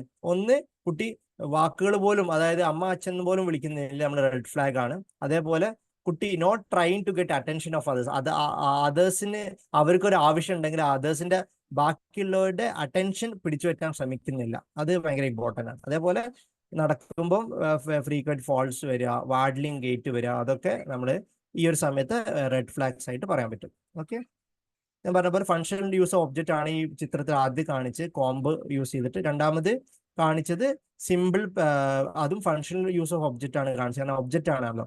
ഇനിയിപ്പോൾ അതല്ല കുട്ടി ബ്ലോക്ക് ചെവിയിൽ വെക്കുന്ന ഒരു ഇതാണെങ്കിൽ അതിന് പ്രിറ്റൻഡ് പ്ലേ എന്ന് പറയും. ഓക്കെ, ഇനി നമ്മൾ പിന്നെ ഓട്ടിസത്തിൽ കുറച്ചും കൂടി നമുക്ക് മനസ്സിലാക്കാൻ പറ്റുന്ന ഒരു ഏജ് ആണ് ടോഡ്ലർഹുഡ്, കഴിഞ്ഞൊരു 2-2.5 വയസ്സാകുമ്പോൾ. ഇതിപ്പോൾ 2 കുട്ടികൾക്കും ചെവി കേൾക്കില്ല, 2 പേരും സ്പീച്ച് ഡിലേ ഉള്ള കുട്ടികളാണ്. ഈ 2 പേരെ പ്ലേ ഒന്ന് ഡിഫറൻസ് ഒന്ന് നോക്കൂ നിങ്ങൾ. ഈ ഓട്ടിസം ഉള്ള കുട്ടികളിൽ നമ്മൾ ഫങ്ഷണലി ഒരു ഒബ്ജക്റ്റ് യൂസ് ചെയ്യാൻ, അതേപോലെ ഇമാജിനേഷനൊക്കെ നന്നായിട്ട് അവരിൽ എഫക്റ്റഡ് ആവും. സിമ്പിൾ പ്രിറ്റൻഡ് പ്ലേ ഒന്നും നമ്മൾ അവരെ കാണാറില്ല, അവരിങ്ങനെ എന്ത് കിട്ടിക്കഴിഞ്ഞാൽ അടിച്ചുകൊണ്ടിരിക്കുക ചെയ്യുക. അപ്പോൾ ആദ്യം നമുക്ക് ഈ കുട്ടിയുടെ വീഡിയോ കാണാം. ഈ കുട്ടി ഒരു പാവ കൈ കിട്ടിയപ്പോൾ എന്താ ചെയ്തത്?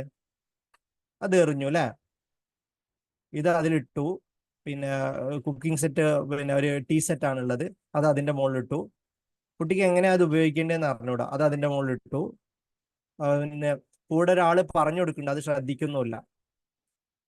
ഇനിയിപ്പോ ഇത് ഈ കുട്ടി നോക്കൂ, ഈ കുട്ടിക്കും സ്പീച്ച് ഡിലേ ഉണ്ട്, പക്ഷെ ഈ കുട്ടി നോക്കൂ, നന്നായിട്ട് മുഖം മുടി ചീകി കൊടുക്കുന്നുണ്ട്. അമ്മ ഇടയ്ക്കിടയ്ക്ക് നോക്കുന്നുണ്ട്, അമ്മ ചെയ്യുന്നത് അതേപോലെ ഇമിറ്റേറ്റ് ചെയ്യാൻ ശ്രമിക്കുന്നുണ്ട്. അപ്പൊ ഇതൊരു സ്പീച്ച് ഡിലേ മാത്രമുള്ള ഒരു കുട്ടിയാണ്. ഇപ്പൊ ഈ കുട്ടിക്ക് സ്പീച്ച് ഡിലേ മാത്രമേ ഉള്ളൂ, കണ്ടോ, മുഖത്തേക്ക് നോക്കുന്നുണ്ട്, നല്ല സോഷ്യൽ ഇന്റന്റ് ഉണ്ട് കുട്ടിക്ക്.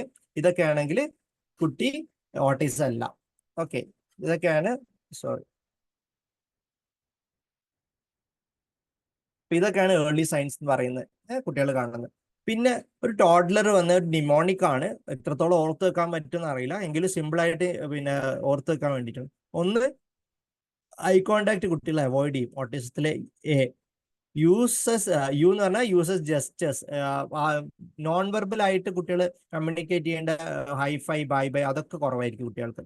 പിന്നെ സംസാരിക്കാൻ വൈകും.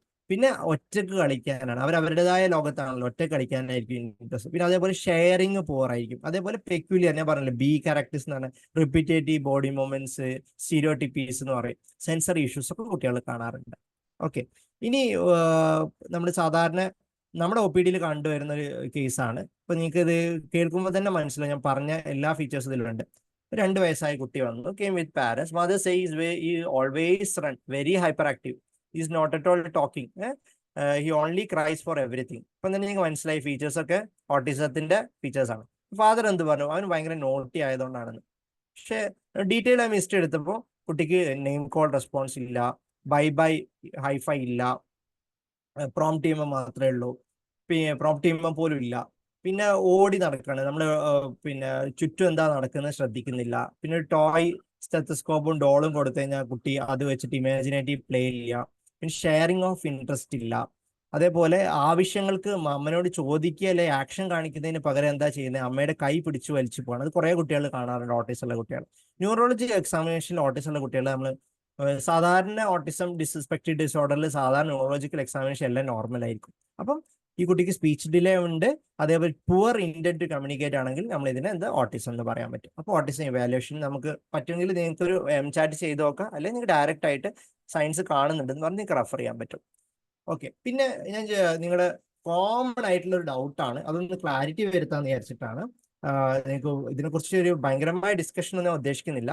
ഓട്ടിസം ADHD തമ്മിൽ വ്യത്യാസമാണ്. കുറെ പാരന്റ്സ് നിങ്ങളുടെ അടുത്ത് വന്ന് ചോദിക്കുന്നുണ്ടാവില്ല. ആദ്യം മനസ്സിലാക്കേണ്ട ഒരു കാര്യം എന്ന് പറയുന്നത്, ഒരു ടോഡ്ലർ ആണെങ്കിൽ, അതൊരു 1 to 3 ഇയറിന്റെ ഉള്ളിലുള്ള കുട്ടിയാണെങ്കിൽ അവർക്ക് ഓട്ടിസം ഉണ്ടാവുള്ളൂ. ADHD മിനിമം ഡയഗ്നോസ് ചെയ്യണ 4 ഇയേഴ്സിന് ശേഷമേ നമുക്ക് പറയാൻ പറ്റുള്ളൂ. അപ്പോൾ ഒരു 3 വയസ്സായ കുട്ടിയാണ്, അത് ഓട്ടിസം തന്നെയാണ്. കാരണം ഈ ഫീച്ചേഴ്സ് ഒക്കെ നിങ്ങൾ നോക്കണം.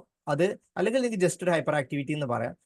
ADHD സ്റ്റാർട്ട് ചെയ്യുന്നത് തന്നെ 4 ഇയേഴ്സിലാണ്. പക്ഷെ ഡയഗ്നോസ് ചെയ്യണ മിനിമം ഒരു നമ്മൾ 5 to 6 ഇയേഴ്സ് ഒക്കെ എടുക്കും. കാരണം എക്സിക്യൂട്ടീവ് ഫംഗ്ഷനിൽ വരുന്ന, അതായത് ബ്രെയിനിൽ ഹയർ കോഗ്നിറ്റീവ് ഫംഗ്ഷനിൽ വരുന്ന പ്രോബ്ലംസ് ആണ് ADHD എന്ന് പറയുന്നത്. എന്താ ഓട്ടിസം നമുക്കറിയാം അല്ലേ? Social communication ഡീല. ADHD എന്ന് പറഞ്ഞാൽ എന്താണ്? കുട്ടിക്ക് അറ്റൻഷൻ കുറവാണ്, ഹൈപ്പർ ആക്ടിവിറ്റി ഉണ്ട്, ഇമ്പൾസിവിറ്റി ഉണ്ട്. ഓട്ടിസം കുട്ടികളായിരിക്കും എപ്പോഴും ഒറ്റയ്ക്കായിരിക്കും, തനി ആരോടും ഇൻട്രസ്റ്റ് ഉണ്ടാവില്ല. പക്ഷെ ഇവരെന്ന് പറയുന്നത് നമ്മളെ വെറുപ്പിച്ച് കൊണ്ടേയിരിക്കും. ADHD കുട്ടികൾ, അവർക്ക് ഒരു ടേൺ ഒന്നും വെയിറ്റ് ചെയ്യാനുള്ള ക്ഷമ ഒന്നും ഉണ്ടാവില്ല. പിന്നെ ഒരു പ്രത്യേക ഒബ്ജക്റ്റിനോടുള്ള ഇൻട്രസ്റ്റ് ആയിരിക്കും ഓട്ടിസം ഉള്ള കുട്ടികൾ. പക്ഷെ ഇവർക്ക് എന്ന് പറയുന്നത് ADHD കുട്ടികൾക്ക് അറ്റൻഷൻ കുറവ് കാരണം പിന്നെ ഉള്ള പ്രശ്നങ്ങളാണ് അവർ കൂടുതലും കാണാറ്. ഈ ഓട്ടിസം കുട്ടികൾ ഡേഞ്ചറിനെ കുറിച്ചിട്ടൊരു ബോധം ഉണ്ടാവും. പക്ഷെ മറ്റവരതല്ല, ഫ്രീക്വന്റ് ആക്സിഡൻസ് ഉണ്ടാവും. അപ്പൊ നിങ്ങൾ സിമ്പിൾ ആയിട്ട് അറിഞ്ഞിരിക്കേണ്ട, ഓട്ടിസം എന്ന് പറയുന്നത് സോഷ്യൽ കമ്മ്യൂണിക്കേഷൻ ഡിലേ ആണ്. അത് ഏർലി ടോഡ്ലർഹുഡ് ഏജിൽ തന്നെ കാണാം. ADHD എന്ന് പറഞ്ഞാൽ ലേറ്റർ പ്രീ സ്കൂൾ ഗോയിങ് കുട്ടികളിലാണ്. അത് ADHD പേര് സൂചിപ്പിക്കുന്നത് അറ്റൻഷൻ കുറവായിരിക്കാം, ഹൈപ്പർ ആക്ടിവിറ്റി ഉണ്ടാവും, ഇമ്പൾസിറ്റി ഉണ്ടാവും. പിന്നെ ഇത് രണ്ടും ഒരുമിച്ച് ഉണ്ടാവാം. ഓട്ടിസം ഉള്ള കുട്ടികളിൽ നമ്മൾ എക്സ്പെക്റ്റഡിനേക്കാൾ കൂടുതലുള്ള ബിഹേവിയറൽ പ്രോബ്ലംസ് ഉണ്ട്, ADHD കാണാം. ഓക്കെ, പ്രൈമറി ഡയഗ്നോസിസ് അപ്പോഴും നമ്മൾ ഓട്ടിസം തന്നെയാണ് പറയാം. ADHDക്ക് സ്പീച്ചിനും കമ്മ്യൂണിക്കേഷനും അങ്ങനെയൊന്നും പ്രശ്നമില്ലല്ലോ? ഉണ്ടാവാറില്ല. സ്പീച്ച് കമ്മ്യൂണിക്കേഷനിൽ സാധാരണഗതിയിൽ പ്രശ്നം ഉണ്ടാവാൻ പാടില്ല. ക്ലാരിറ്റി ഇഷ്യൂസ് നമ്മൾ കാണാറുണ്ട്. ഓക്കെ, അത് വെച്ചിട്ട് നിങ്ങൾക്ക് കറക്റ്റ് അവരെ ഡിഫറൻഷിയേറ്റ് ചെയ്യാൻ പറ്റും. ചില കേസിൽ നമുക്ക് പ്രോപ്പർ അസസ്മെന്റ് വേണ്ടി വരും, കുറച്ച് വലിയ ആളുകളൊക്കെ ആവുമ്പോൾ. ഓക്കെ, ഇനി നമ്മളിപ്പോ കുറെ കാര്യങ്ങൾ പറഞ്ഞു അല്ലെ. ആസ് എ ജനറൽ പ്രാക്ടീഷണർ ഞാൻ എന്താ ഇനി ഒരു ഡെവലപ്മെന്റ് ഡിലേ സസ്പെക്ട് ചെയ്താൽ ചെയ്യേണ്ടതെന്നുള്ളത്, അതായിരിക്കും നിങ്ങളുടെ അടുത്ത question. As a primary care doctor നിങ്ങളായിരിക്കും ഏറ്റവും കൂടുതൽ നിങ്ങളുടെ പേഷ്യൻസ്, പിന്നെ നിങ്ങളുടെ അടുത്ത് വരുന്ന ആൾ ട്രസ്റ്റ് ചെയ്യുന്ന ആൾ, നിങ്ങൾ എപ്പോഴും അവരെ ഫ്രീക്വന്റ്ലി കോൺടാക്ട് ചെയ്യുന്ന ഡോക്ടർ ആയിരിക്കാം. അപ്പോൾ നിങ്ങൾ തന്നെ അവരോട് എന്ത് പറഞ്ഞു കൊടുക്കണം? ഒരു കുട്ടിക്ക് നോർമലി അബ്നോർമൽ എന്നുള്ള വേർഡ്സ് യൂസ് ചെയ്യുന്നതിന് പകരം ഒരു നോൺ ജഡ്ജ്മെന്റ് ആയ ടിപ്പിക്കൽ അല്ല, അല്ലെങ്കിൽ ടിപ്പിക്കൽ അല്ലാതെ അട്ടിപ്പിക്കൽ ആയിട്ടുള്ള കുറച്ച് ഇഷ്യൂസ് കുട്ടികൾ കാണുന്നുണ്ടെന്ന് പറയാം.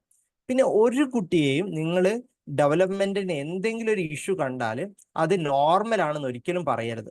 കുറെ പീഡിയാട്രീഷ്യൻസ് അതിനകത്ത് തെറ്റ് ചെയ്യുന്നുണ്ട്. കുട്ടി സംസാരിച്ചോളും, കുട്ടി മൊബൈൽ നിർത്തി കഴിഞ്ഞാൽ തനിയെ ശരിയാവും, അങ്ങനെ പറയുകയേ ചെയ്യരുത്. കാരണം ഞാൻ നേരത്തെ കാണിച്ച സ്ലൈഡ് ഉണ്ടല്ലോ, ആദ്യത്തെ 3 വയസ്സ് വരെയാണ് നമുക്ക് ഇന്റർവെൻഷൻ ചെയ്യാനുള്ള നല്ലൊരു ഓപ്പർച്യൂണിറ്റിയാണ്. ഇത് നമുക്ക് പല കാരണത്താലും മിസ് ചെയ്തിട്ടാണ് നമ്മുടെ അടുത്തൊക്കെ പേഷ്യൻസ് എത്താറ്. കാരണം പല ഡോക്ടേഴ്സും അവരെ കൗൺസിൽ ചെയ്യുക, നോർമലാണ്, കുട്ടി ഇപ്പൊ കുറെ വൈകിട്ടല്ലേ സംസാരിച്ചോളും, അങ്ങനെ എനിക്ക് പറയാം. ചെറിയൊരു ക്ലാരിറ്റി ഇഷ്യൂ ഒക്കെ ആണെന്നുണ്ടെങ്കിൽ, കാരണം ക്ലാരിറ്റി ഒക്കെ ചില കുട്ടികൾക്ക് കുറവായിരിക്കും. പക്ഷെ ഓട്ടിസത്തിന്റെ ഫീച്ചേഴ്സ് ഒക്കെ കണ്ടു തുടങ്ങി അപ്പം തന്നെ നിങ്ങൾ റെഫർ ചെയ്യണം. കാരണം അതിനൊരു പിന്നെ ഒരു റീസെന്റ് ജാമയിൽ പബ്ലിക്കേഷനിൽ വന്നൊരു സ്റ്റഡി ഉണ്ട്. 2 വയസ്സിന് താഴെ കാണുന്ന ഡയഗ്നോസ് ചെയ്യുന്ന ഓട്ടിസം 2 വയസ്സിന് മുകളിൽ കാണുന്നത് ഭയങ്കര ഡിഫറൻസ് ആണെന്ന്. ഓക്കെ, ഏർലി ഇന്റർവെൻഷന് നമുക്ക് ഓപ്പർച്യൂണിറ്റി ഉള്ളതുകൊണ്ട് അത് മറക്കാണ്ട് നമ്മൾ പെട്ടെന്ന് തന്നെ റെഫർ ചെയ്യുക. പിന്നെ നിങ്ങൾ റെഫർ ചെയ്താൽ മാത്രം പോരാ, നിങ്ങളുടെ അടുത്ത് അവരുടെ അടുത്ത് ഫോളോ അപ്പിന് വരാൻ പറയണം. അവർ ഈ തെറാപ്പി കണ്ടിന്യൂ ചെയ്യുന്നുണ്ടോ, അവർ എന്തൊക്കെയാണ് ചെയ്യുന്നത്. പിന്നെ നിങ്ങൾക്ക് ജനറൽ ആയിട്ട് കുറച്ച് അഡ്വൈസസ് കൊടുക്കാം. ഞാൻ 1-2 കാര്യങ്ങൾ ഇന്നത്തെ പ്രസന്റേഷനിൽ പറയാം. ഓക്കെ, അപ്പൊ നമുക്ക് ജനറൽ ആയിട്ട് നമുക്ക് ഏതൊരു കുട്ടിക്കും ഒരു സോഷ്യൽ കമ്മ്യൂണിക്കേഷൻ ഡിലേ ഉണ്ടാവുക, ഈവൻ ഇഫ് ഏത് ഡെവലപ്മെന്റ് കൺസേൺസ് ജനറൽ ആയിട്ട് നമുക്ക് കൊടുക്കാൻ പറ്റുന്ന അഡ്വൈസ് ആണ്, എസ്പെഷ്യലി ഫോർ ഓട്ടിസം പറയാം. ഒന്ന് നമുക്കറിയാലേ, നമ്മുടെ ഒരു കാലഘട്ടം എന്ന് പറയുന്നത് നമ്മൾ ഇതായിരിക്കും ആദ്യം കാണിക്കേണ്ട സ്ലൈഡ് എന്ന് തോന്നുന്നു. മുമ്പ് നമുക്ക് മൊബൈൽ ഇല്ല, ഇല്ലെങ്കിൽ നമ്മൾ യാത്ര ചെയ്യുമ്പോഴൊക്കെ മറ്റുള്ള ആളുകളുടെ മുഖത്ത് നോക്കും, ചിരിക്കും. എവിടെ പോവുകയാണെങ്കിലും നമ്മൾ ഈവൻ സ്ട്രേഞ്ചറോട് പോലും കമ്മ്യൂണിക്കേറ്റ് ചെയ്യാൻ വേണ്ടി ശ്രമിക്കും.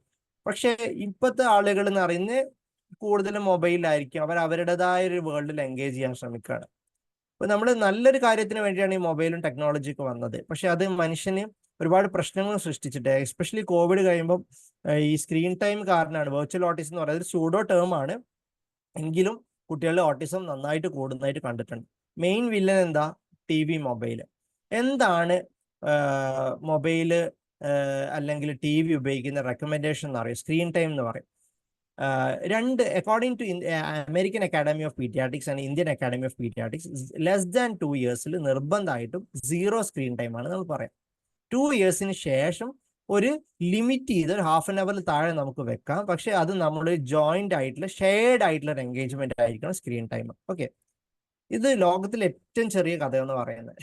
ഒരു കുട്ടി നല്ല ഹെൽത്തി ആയിട്ടിരുന്നു, ഒരു ദിവസം അവന്റെ കയ്യിലൊരു മൊബൈൽ ഗിഫ്റ്റ് ചെയ്തു, കഥ കഴിഞ്ഞു. ഇത് എത്രത്തോളം സത്യമായിട്ടെന്ന് എനിക്ക് അറിയില്ല, ഇത് ഞാൻ കേട്ടൊരു കാര്യമാണ്. ഇതൊരു ലോകത്തിലെ ഏറ്റവും ചെറിയ കഥ എന്ന് പറഞ്ഞിട്ട് എനിക്ക് റീസെന്റ് ഒരാൾ ഷെയർ ചെയ്തതാണ്. ഓക്കെ, അപ്പൊ നമ്മൾ എന്ത് ചെയ്യണം? കുട്ടിയായിട്ട് മാക്സിമം സ്ക്രീൻ ടൈം മൊബൈലിൽ ഒഴിവാക്കിയിട്ട് കുട്ടിയായിട്ട് നമ്മൾ കളിക്കാൻ തുടങ്ങണം. അവരുമായിട്ട് ക്വാളിറ്റി ടൈം, കേവലം ഒരു കുട്ടിയായിട്ട് ഇരിക്കുന്നതിന് പകരം അവളുമായിട്ട് നന്നായിട്ട് ഇന്ററാക്ട് ചെയ്യാൻ ശ്രമിക്കണം. അവരുമായിട്ട് കണ്ടിന്യൂസ്ലി ഇന്ററാക്ട് ചെയ്യണം. അതിന് പറയുന്നത് നമ്മൾ ക്വാളിറ്റി ടൈം എന്ന് പറയും. ആക്റ്റീവ്ലി എൻഗേജ് ചെയ്യാൻ വേണ്ടി ശ്രമിക്കും. അതാണ് ഏറ്റവും ഇമ്പോർട്ടൻ്റ് ആയിട്ടുള്ളത്. ഒന്ന് സ്ക്രീൻ ടൈം ഒഴിവാക്കുക, രണ്ട് ക്വാളിറ്റി ടൈം കുട്ടികളായിട്ട് നിർബന്ധമായി സ്പെൻഡ് ചെയ്യുക. അതുപോലെ നമ്മൾ ഇൻഫൻസും ടോഡ്ലേഴ്സും ആണല്ലോ ഇപ്പോൾ നമ്മൾ പറഞ്ഞു വന്നത്. ഇൻഫൻസും ടോഡ്ലേഴ്സിലും നമുക്ക് അഡ്വൈസ് കൊടുക്കാൻ പറ്റുന്ന ബേസിക് ആയിട്ടുള്ള കാര്യങ്ങൾ മാത്രമേ ഞാൻ പറയുന്നുള്ളൂ. ഒന്ന്, ആദ്യത്തെ ഒരു വർഷം എന്ന് പറയുന്നത് കുട്ടികളുമായിട്ട് ഒരു അമ്മയായാലും പ്രൈമറി കെയർടേക്കറിന് ഒരു സെക്വേർഡ് ആയിട്ടുള്ള ബോണ്ടിങ് അറ്റാച്ച്മെന്റ് ഉണ്ടാക്കേണ്ട കാലഘട്ടമാണ്. അപ്പൊ നല്ലൊരു ബോണ്ടിങ് അറ്റാച്ച്മെന്റ് മദറോ അല്ലെങ്കിൽ ആരാണ് അവരുടെ കെയർ ടേക്കർ എന്നുള്ള അവരോട് ഇന്ററാക്ട് ചെയ്ത് അവരെന്ത് നീഡിനും ഒരു ആള് കൂടെ ഉണ്ട് എന്നുള്ളൊരു വിശ്വാസവും കോൺഫിഡൻസും ആദ്യത്തെ ഇയറിൽ ഉണ്ടാവും.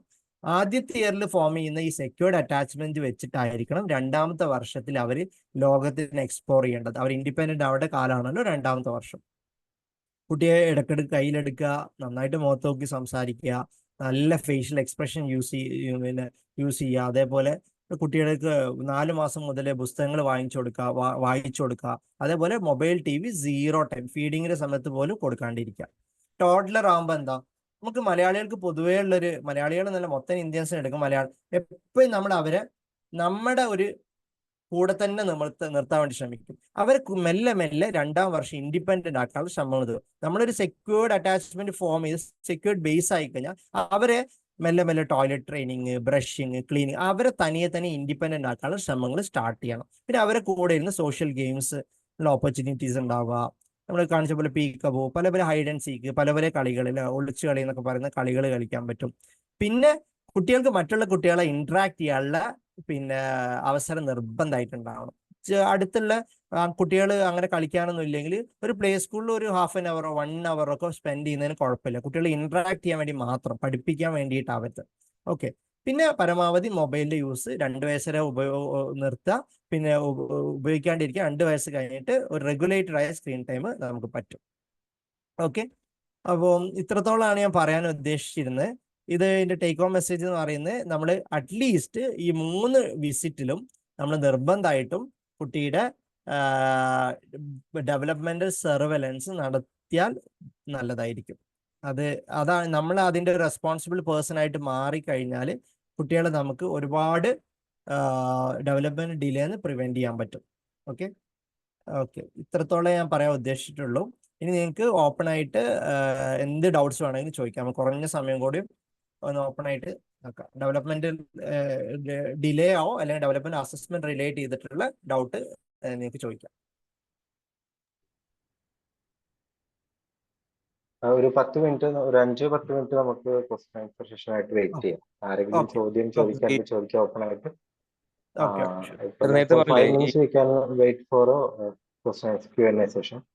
Later we will go to the thanks note and we'll conclude the webinar. നേരത്തെ പറഞ്ഞില്ലേ ഈ 2 ഇയേഴ്സിന് മുമ്പായിട്ട് ഈ ചില പീഡിയാട്രിഷ്യൻസ് പറയും അത് കുഴപ്പമില്ല, പിള്ളേർ പതുക്കെ ഇങ്ങനെ ഇതൊക്കെ ഇമ്പ്രൂവ് ആയിക്കോളും എന്നുള്ള രീതിയിൽ. സ്പീച്ച് ഡിലേ, പ്രത്യേകിച്ച് ഈ പറഞ്ഞ മെയിൽസിന് ആണുങ്ങൾക്ക് ഈ പറഞ്ഞ പല കേസസും ഞാൻ കണ്ടിട്ടുണ്ട്. ഇതുപോലെ 2 വയസ്സ് വരെ അത്യാവശ്യം സംസാരിക്കത്തില്ല.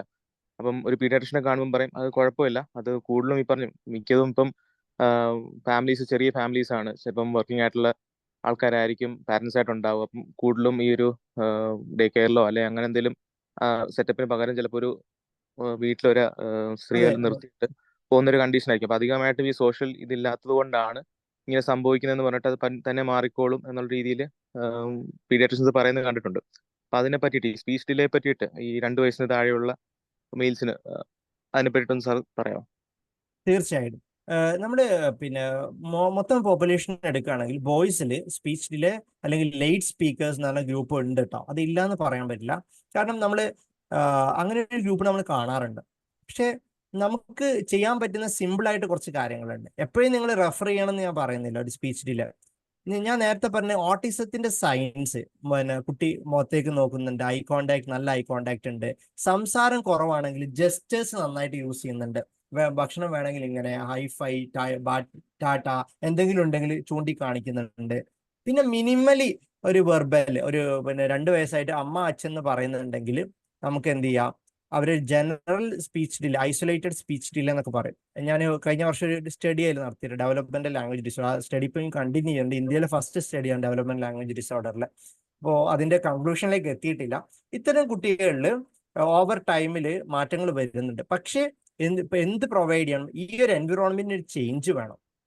അവർക്ക് ഒന്നെങ്കിൽ എക്സസീവ് ആയിട്ടുള്ള മൊബൈൽ സ്ക്രീൻ ടൈം ആയിരിക്കാം, ഇന്ററാക്ട് ചെയ്യാൻ ആളുകളില്ലാത്ത പ്രശ്നമായിരിക്കാം. അപ്പോൾ അവർക്ക് എന്ത് ചെയ്യണം, ഒന്ന് മൊബൈൽ സ്ക്രീൻ നിർത്തുക, TV മൊബൈൽ നിർത്തുക, ആളുകൾ ഇന്ററാക്ട് ചെയ്യാൻ ഓപ്പർച്യൂണിറ്റി ഉണ്ടാവുക. 2 വയസ്സാകുമ്പോൾ തന്നെ കുട്ടികളെ കൂടെ കളിക്കാനുള്ള ഓപ്പർച്യൂണിറ്റീസ് ഉണ്ടാവുക എന്നതായിരിക്കണം നമ്മൾ പ്രൈമറിലി അവർക്ക് കൊടുക്കേണ്ട ഒരു ഓപ്ഷൻ.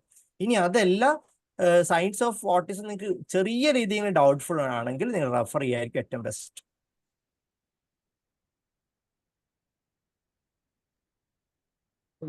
സാർ, ഇപ്പൊ നമ്മളിപ്പോ GP സമയത്ത് നമുക്കിപ്പോ ഒരു ഡിലേ പോലെ തോന്നിയാൽ, ഒരു 3 months ഒക്കെ വരെ നമുക്ക് തോന്നിയാൽ നമ്മൾ എങ്ങോട്ടപ്പോ ജസ്റ്റ് പീഡിയാട്രിഷ്യൻ അടുത്ത് റെഫർ ചെയ്താൽ മതിയോ? അതോ ഇപ്പൊ പല ആൾക്കാരും വന്നിട്ട് കംപ്ലൈന്റ് പറയും ഞങ്ങളുടെ അടുത്ത് അത്രയും കാശില്ല ഇതൊന്നും റൺ ചെയ്യാനുള്ള.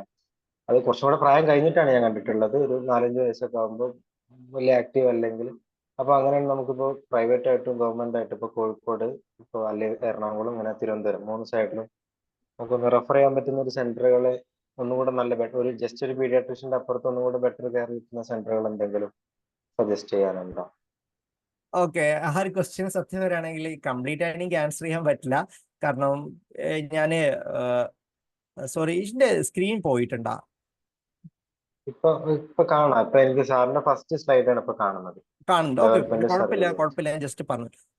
നിങ്ങൾ പറഞ്ഞ ക്വസ്റ്റ്യൻ ഭയങ്കര റിലവന്റ് ആണ്. നമ്മൾ കാലിക്കറ്റ് സൈഡിലൊന്നും നമുക്കൊരു ഡെവലപ്മെന്റ് പീഡിയാട്രിഷ്യൻ ആയിട്ട് റെഫർ ചെയ്യാൻ പറ്റുന്ന ഒരു പീഡിയാട്രിഷ്യൻസ് ഇല്ല. ഡെവലപ്മെന്റൽ മാത്രമായിട്ട് വർക്ക് ചെയ്യുന്ന, അതിൽ സ്പെഷ്യലൈസ് ചെയ്ത ആളുകൾ വളരെ കുറവാണ്. സൗത്തിലുണ്ട്, എൻ്റെ തന്നെ ഒരു സീനിയർ ഉണ്ട്, ഡോക്ടർ സൂസൻ. അതേപോലെ കുറച്ച് സ്ഥലങ്ങളിലൊക്കെ ഡെവലപ്മെന്റ് പീഡിയാട്രിഷ്യൻ വരുന്നുണ്ട്. കാരണം ഡെവലപ്മെന്റ് പീഡിയാട്രിഷ്യൻ പ്രോപ്പർലി ഡെവലപ്മെന്റ് അസസ്മെന്റും കാര്യങ്ങളൊക്കെ ചെയ്യുന്നത്. പക്ഷേ പീഡിയാട്രിഷ്യൻ ഇപ്പം ഒരുപാട് പേര് ഈ ഒരു ഫീൽഡിന്റെ ഇമ്പോർട്ടൻസ് മനസ്സിലാക്കിയിട്ട് ബേസിക് ആയിട്ടുള്ള കാര്യങ്ങളൊക്കെ അവർ മനസ്സിലാക്കുന്നുണ്ട്. പക്ഷേ പ്രോപ്പർ അസസ്മെന്റിന് എപ്പോഴും നല്ലതൊരു മൾട്ടി ഡിസിപ്ലിനറി ടീം, ഒരു സെന്ററിൽ തന്നെ പീഡിയാട്രിഷ്യൻസും ഡെവലപ്മെന്റ് പീഡിയാട്രിഷ്യൻസും കൂടെ അവരുടെ കൂടെ തന്നെ സ്പീച്ച് തെറാപ്പിസ്റ്റുകൾ, ഓക്യുപേഷണൽ തെറാപ്പിസ്റ്റ്, പിന്നെ അതേപോലെ പിന്നെ സൈക്കോളജിസ്റ്റുകൾ. നമ്മൾ അങ്ങനെയാണ് ഡെവലപ്മെന്റ് പീഡിയാട്രിക്സ് യൂണിറ്റിൽ നമുക്കൊരു 25 to 30 സ്റ്റാഫ് ഉണ്ട്. നമ്മളൊരു 8 ഡോക്ടേഴ്സോളം ഉണ്ടാവും. ബാക്കിയുള്ളത് ഫുള്ള് നമുക്ക് തെറാപ്പിസ്റ്റുകളാണ്. നമ്മളെല്ലാവരും ഒരുമിച്ചാണ് കാര്യങ്ങൾ ചെയ്യുക. എനിക്കൊരു ബെസ്റ്റ് ഓപ്ഷൻ എപ്പോഴും CMC ആയിരിക്കാം, പക്ഷെ എപ്പോഴും CMC പോസിബിൾ അല്ല. കാലിക്കറ്റിൽ ഇംഹാൻസിൽ കൃഷ്ണകുമാർ സാർ കാണാറുണ്ട്. പിന്നെ CDC ട്രിവാൻഡ്രത്തിൽ കുഴപ്പമില്ലാതെ ചെയ്യുന്നുണ്ട്. പിന്നെ MKC സാർ ഒരു സെന്റർ ഉണ്ട് ട്രിവാൻഡ്രത്തിൽ, നിംസ് സ്പെക്ടർ എന്ന് പറയും. പിന്നെ ആസ്റ്റർ മെഡിസിറ്റി കൊച്ചിയിലുണ്ട്, ഡോക്ടർ സൂസൻ ചെയ്യുന്നുണ്ട്. പിന്നെ പുഷ്പഗിരിയിൽ ഒരു ഡോക്ടർ ഉണ്ട്, അവരുടെ പേരെന്തായിരുന്നു, പുഷ്പഗിരിയിലും നല്ലൊരു പ്രതീക്ഷ എന്ന് പറയുന്ന ചൈൽഡ് ഡെവലപ്മെന്റ് സെന്റർ ഉണ്ട്. മഞ്ജു മാം ആണ് അത് ചെയ്യുന്നത്, ഡോക്ടർ മഞ്ജു. അങ്ങനെ കുറച്ച് സെന്റേഴ്സുകളൊക്കെ ഉണ്ട്. ഇനിയിപ്പോൾ അതെല്ലാം അറ്റ്ലീസ്റ്റ് നിങ്ങൾക്ക് പീഡിയാട്രിഷ്യൻ റെഫർ ചെയ്ത് കഴിഞ്ഞാലും കുറെ ആൾക്കാർ നോക്കാറുണ്ട്. പിന്നെ അവർ ഫർദർ റെഫർ ചെയ്തു, പിന്നെ കേസ് കോംപ്ലിക്കേറ്റഡ് ആണെങ്കിൽ ഫർദർ റെഫർ ചെയ്യാണ്. ഇപ്പൊ CMCയിലൊക്കെ നമുക്ക് ഒരുപാട് വെയിറ്റിംഗ് ലിസ്റ്റ് ആണ്. ഞാനും ഇവിടെ കണ്ടിന്യൂ ചെയ്യാൻ ആഗ്രഹിക്കുന്ന ആളല്ല. ഞാൻ സെപ്റ്റംബർ ആകുമ്പോൾ നാട്ടിലേക്ക് വരും. ഞാൻ ബേസിക്കലി കോഴിക്കോട്, വയനാട് ഒക്കെയാണ് ഞാൻ ഉദ്ദേശിക്കുന്നത്. പിന്നെ അഹ്ല ചൈൽഡ് ഡെവലപ്മെന്റ് സെന്ററിലാണ് ഞാൻ വർക്ക് ചെയ്യാൻ ഉദ്ദേശിക്കുന്നത്. അപ്പൊ വേണമെങ്കിൽ ഞാൻ നിങ്ങൾക്ക് കോൺടാക്ട് ലാസ്റ്റ് കൊടുക്കുന്നുണ്ട്. നിങ്ങൾക്ക് വേണമെങ്കിൽ. വയനാടാണോ സാർ? സാറ് വയനാട് പറഞ്ഞ എന്റെ സെന്റർ? സ്വദേശമല്ല, അവിടെ ഒരു ചൈൽഡ് ഡെവലപ്മെന്റ് സെന്റർ സ്റ്റാർട്ട് ചെയ്യുന്നുണ്ട്, നഹ്ല എന്ന് പറയുന്നത്. അവിടെ ഞാൻ പോയി കണ്ടിരുന്നു. അവര് വലിയൊരു സെന്ററാണ് സ്റ്റാർട്ട് ചെയ്യുന്നത്. അപ്പോ അവിടേക്ക് വേണമെങ്കിൽ നിങ്ങൾക്ക് റെഫർ ചെയ്യാം. വേറെയും കുറെ സെന്റേഴ്സ് അതുവരെ നിങ്ങൾക്ക് റെഫർ. ഇതെന്റെ പിന്നെ ബിസിനസ് നമ്പറാണ്. ഇതിൽ നിങ്ങൾക്ക് ഡെവലപ്മെന്റൽ പ്രോബ്ലംസ് ഉള്ള എന്ത് ഇഷ്യൂസ് ഉണ്ടെങ്കിലും എനിക്ക് പറ്റുന്ന രീതിയിൽ നിങ്ങളെ ഞാൻ ഹെൽപ്പ് ചെയ്ത് തരും. ഫ്രീ ആകുമ്പോൾ ഞാൻ നിങ്ങൾക്ക് എന്തായാലും റിപ്ലൈ ചെയ്യും. എനിക്ക് അങ്ങനെ ഒരു റെഫറലിനൊരു ഇഷ്യൂ വരികയാണെന്ന് ഇത് നോട്ട് ചെയ്തോളും. കാരണം ഒരുപാട് ആൾക്കാർ എനിക്ക് പേഴ്സണലി മെസ്സേജ് ചെയ്യാറുണ്ട്. നമുക്ക് വെർബലി പറഞ്ഞു കൊടുക്കാൻ പറ്റുന്ന ചെറിയ ചെറിയ കാര്യങ്ങൾ ഇതിലൂടെ പറഞ്ഞു കൊടുക്കാൻ പറ്റും. പിന്നെ ഞാൻ വേറൊരു കാര്യം കൂടി പറയാണ്. ഞാനിപ്പോൾ ഡെവലപ്മെന്റൽ ഫീൽഡിൽ വന്നത് കാലിക്കറ്റ് മെഡിക്കൽ കോളേജിൽ MBBS പഠിച്ചുകൊണ്ടിരിക്കുമ്പോൾ, അപ്പോൾ ഇംഹാൻസ് എന്ന് പറഞ്ഞ സ്ഥാപനം അപ്പോഴായിരുന്നു നമ്മൾ പുതിയ ക്യാമ്പസിലേക്ക് മാറുന്നത്. അന്ന് മുതലേ ഡെവലപ്മെന്റ് പുറകെയാണ്. അത് എത്തി CMC എന്ന് കാലിക്കറ്റ് മെഡിക്കൽ കോളേജ് പറയാറുണ്ട്. പിന്നെ നമ്മുടെ CMC വെല്ലൂരിനും CMC എന്ന് തന്നെയാണ് പറയാ, ക്രിസ്ത്യൻ മെഡിക്കൽ കോളേജ്. അപ്പോൾ ഇവിടെ വരെ എത്തിയിരിക്കുന്ന ജേർണി എന്ന് പറയുന്നത് ഒരുപാട് വലിയൊരു ജേർണിയാണ്. ഒരു 10-15 വർഷത്തെ ഒരു യാത്രയാണ്. അതിനിടയിൽ ഞാൻ തുടങ്ങിയ ഒരു സംരംഭമാണ് B4Brain. ആരെ കേട്ടിട്ടുണ്ടോ എന്ന് എനിക്ക് അറിയില്ല. കേരളത്തിൽ നമുക്ക് കൂടുതലില്ല, പുറത്തൊക്കെയാണ്. നമ്മൾ കുട്ടികളെ ഡെവലപ്മെന്റിന് വേണ്ടിയിട്ടുള്ള കാര്യങ്ങളാണ് ഇതിൽ കൊണ്ടുവരുന്നത്. ഇപ്പൊ നമ്മൾ ഇൻഫന്റിന്, അതായത് ഒരു ന്യൂ ബോൺ തൊട്ട് ആദ്യ വയസ്സ് താഴെയുള്ള കുട്ടികൾക്കുള്ള ഡെവലപ്മെന്റൽ ആക്ടിവിറ്റീസും ഡോക്ടർ സപ്പോർട്ടും ഒരു Q&A സെഷൻസും ഒക്കെ പാടെ ഒരു കിറ്റായിട്ട് ഇറക്കുന്നുണ്ട്. B4Brain അടിച്ചു നോക്കിയാൽ നിങ്ങൾക്ക് വെബ്സൈറ്റിലൊക്കെ കാണാൻ പറ്റും. അപ്പോൾ ഞാൻ എൻ്റെ ഒരു പാഷനിൽ തുടങ്ങിയ ഒരു സ്റ്റാർട്ടപ്പാണ് B4Brain എന്ന് പറഞ്ഞ നഴ്ച്ചറിങ് യങ് ബ്രെയിൻസ്.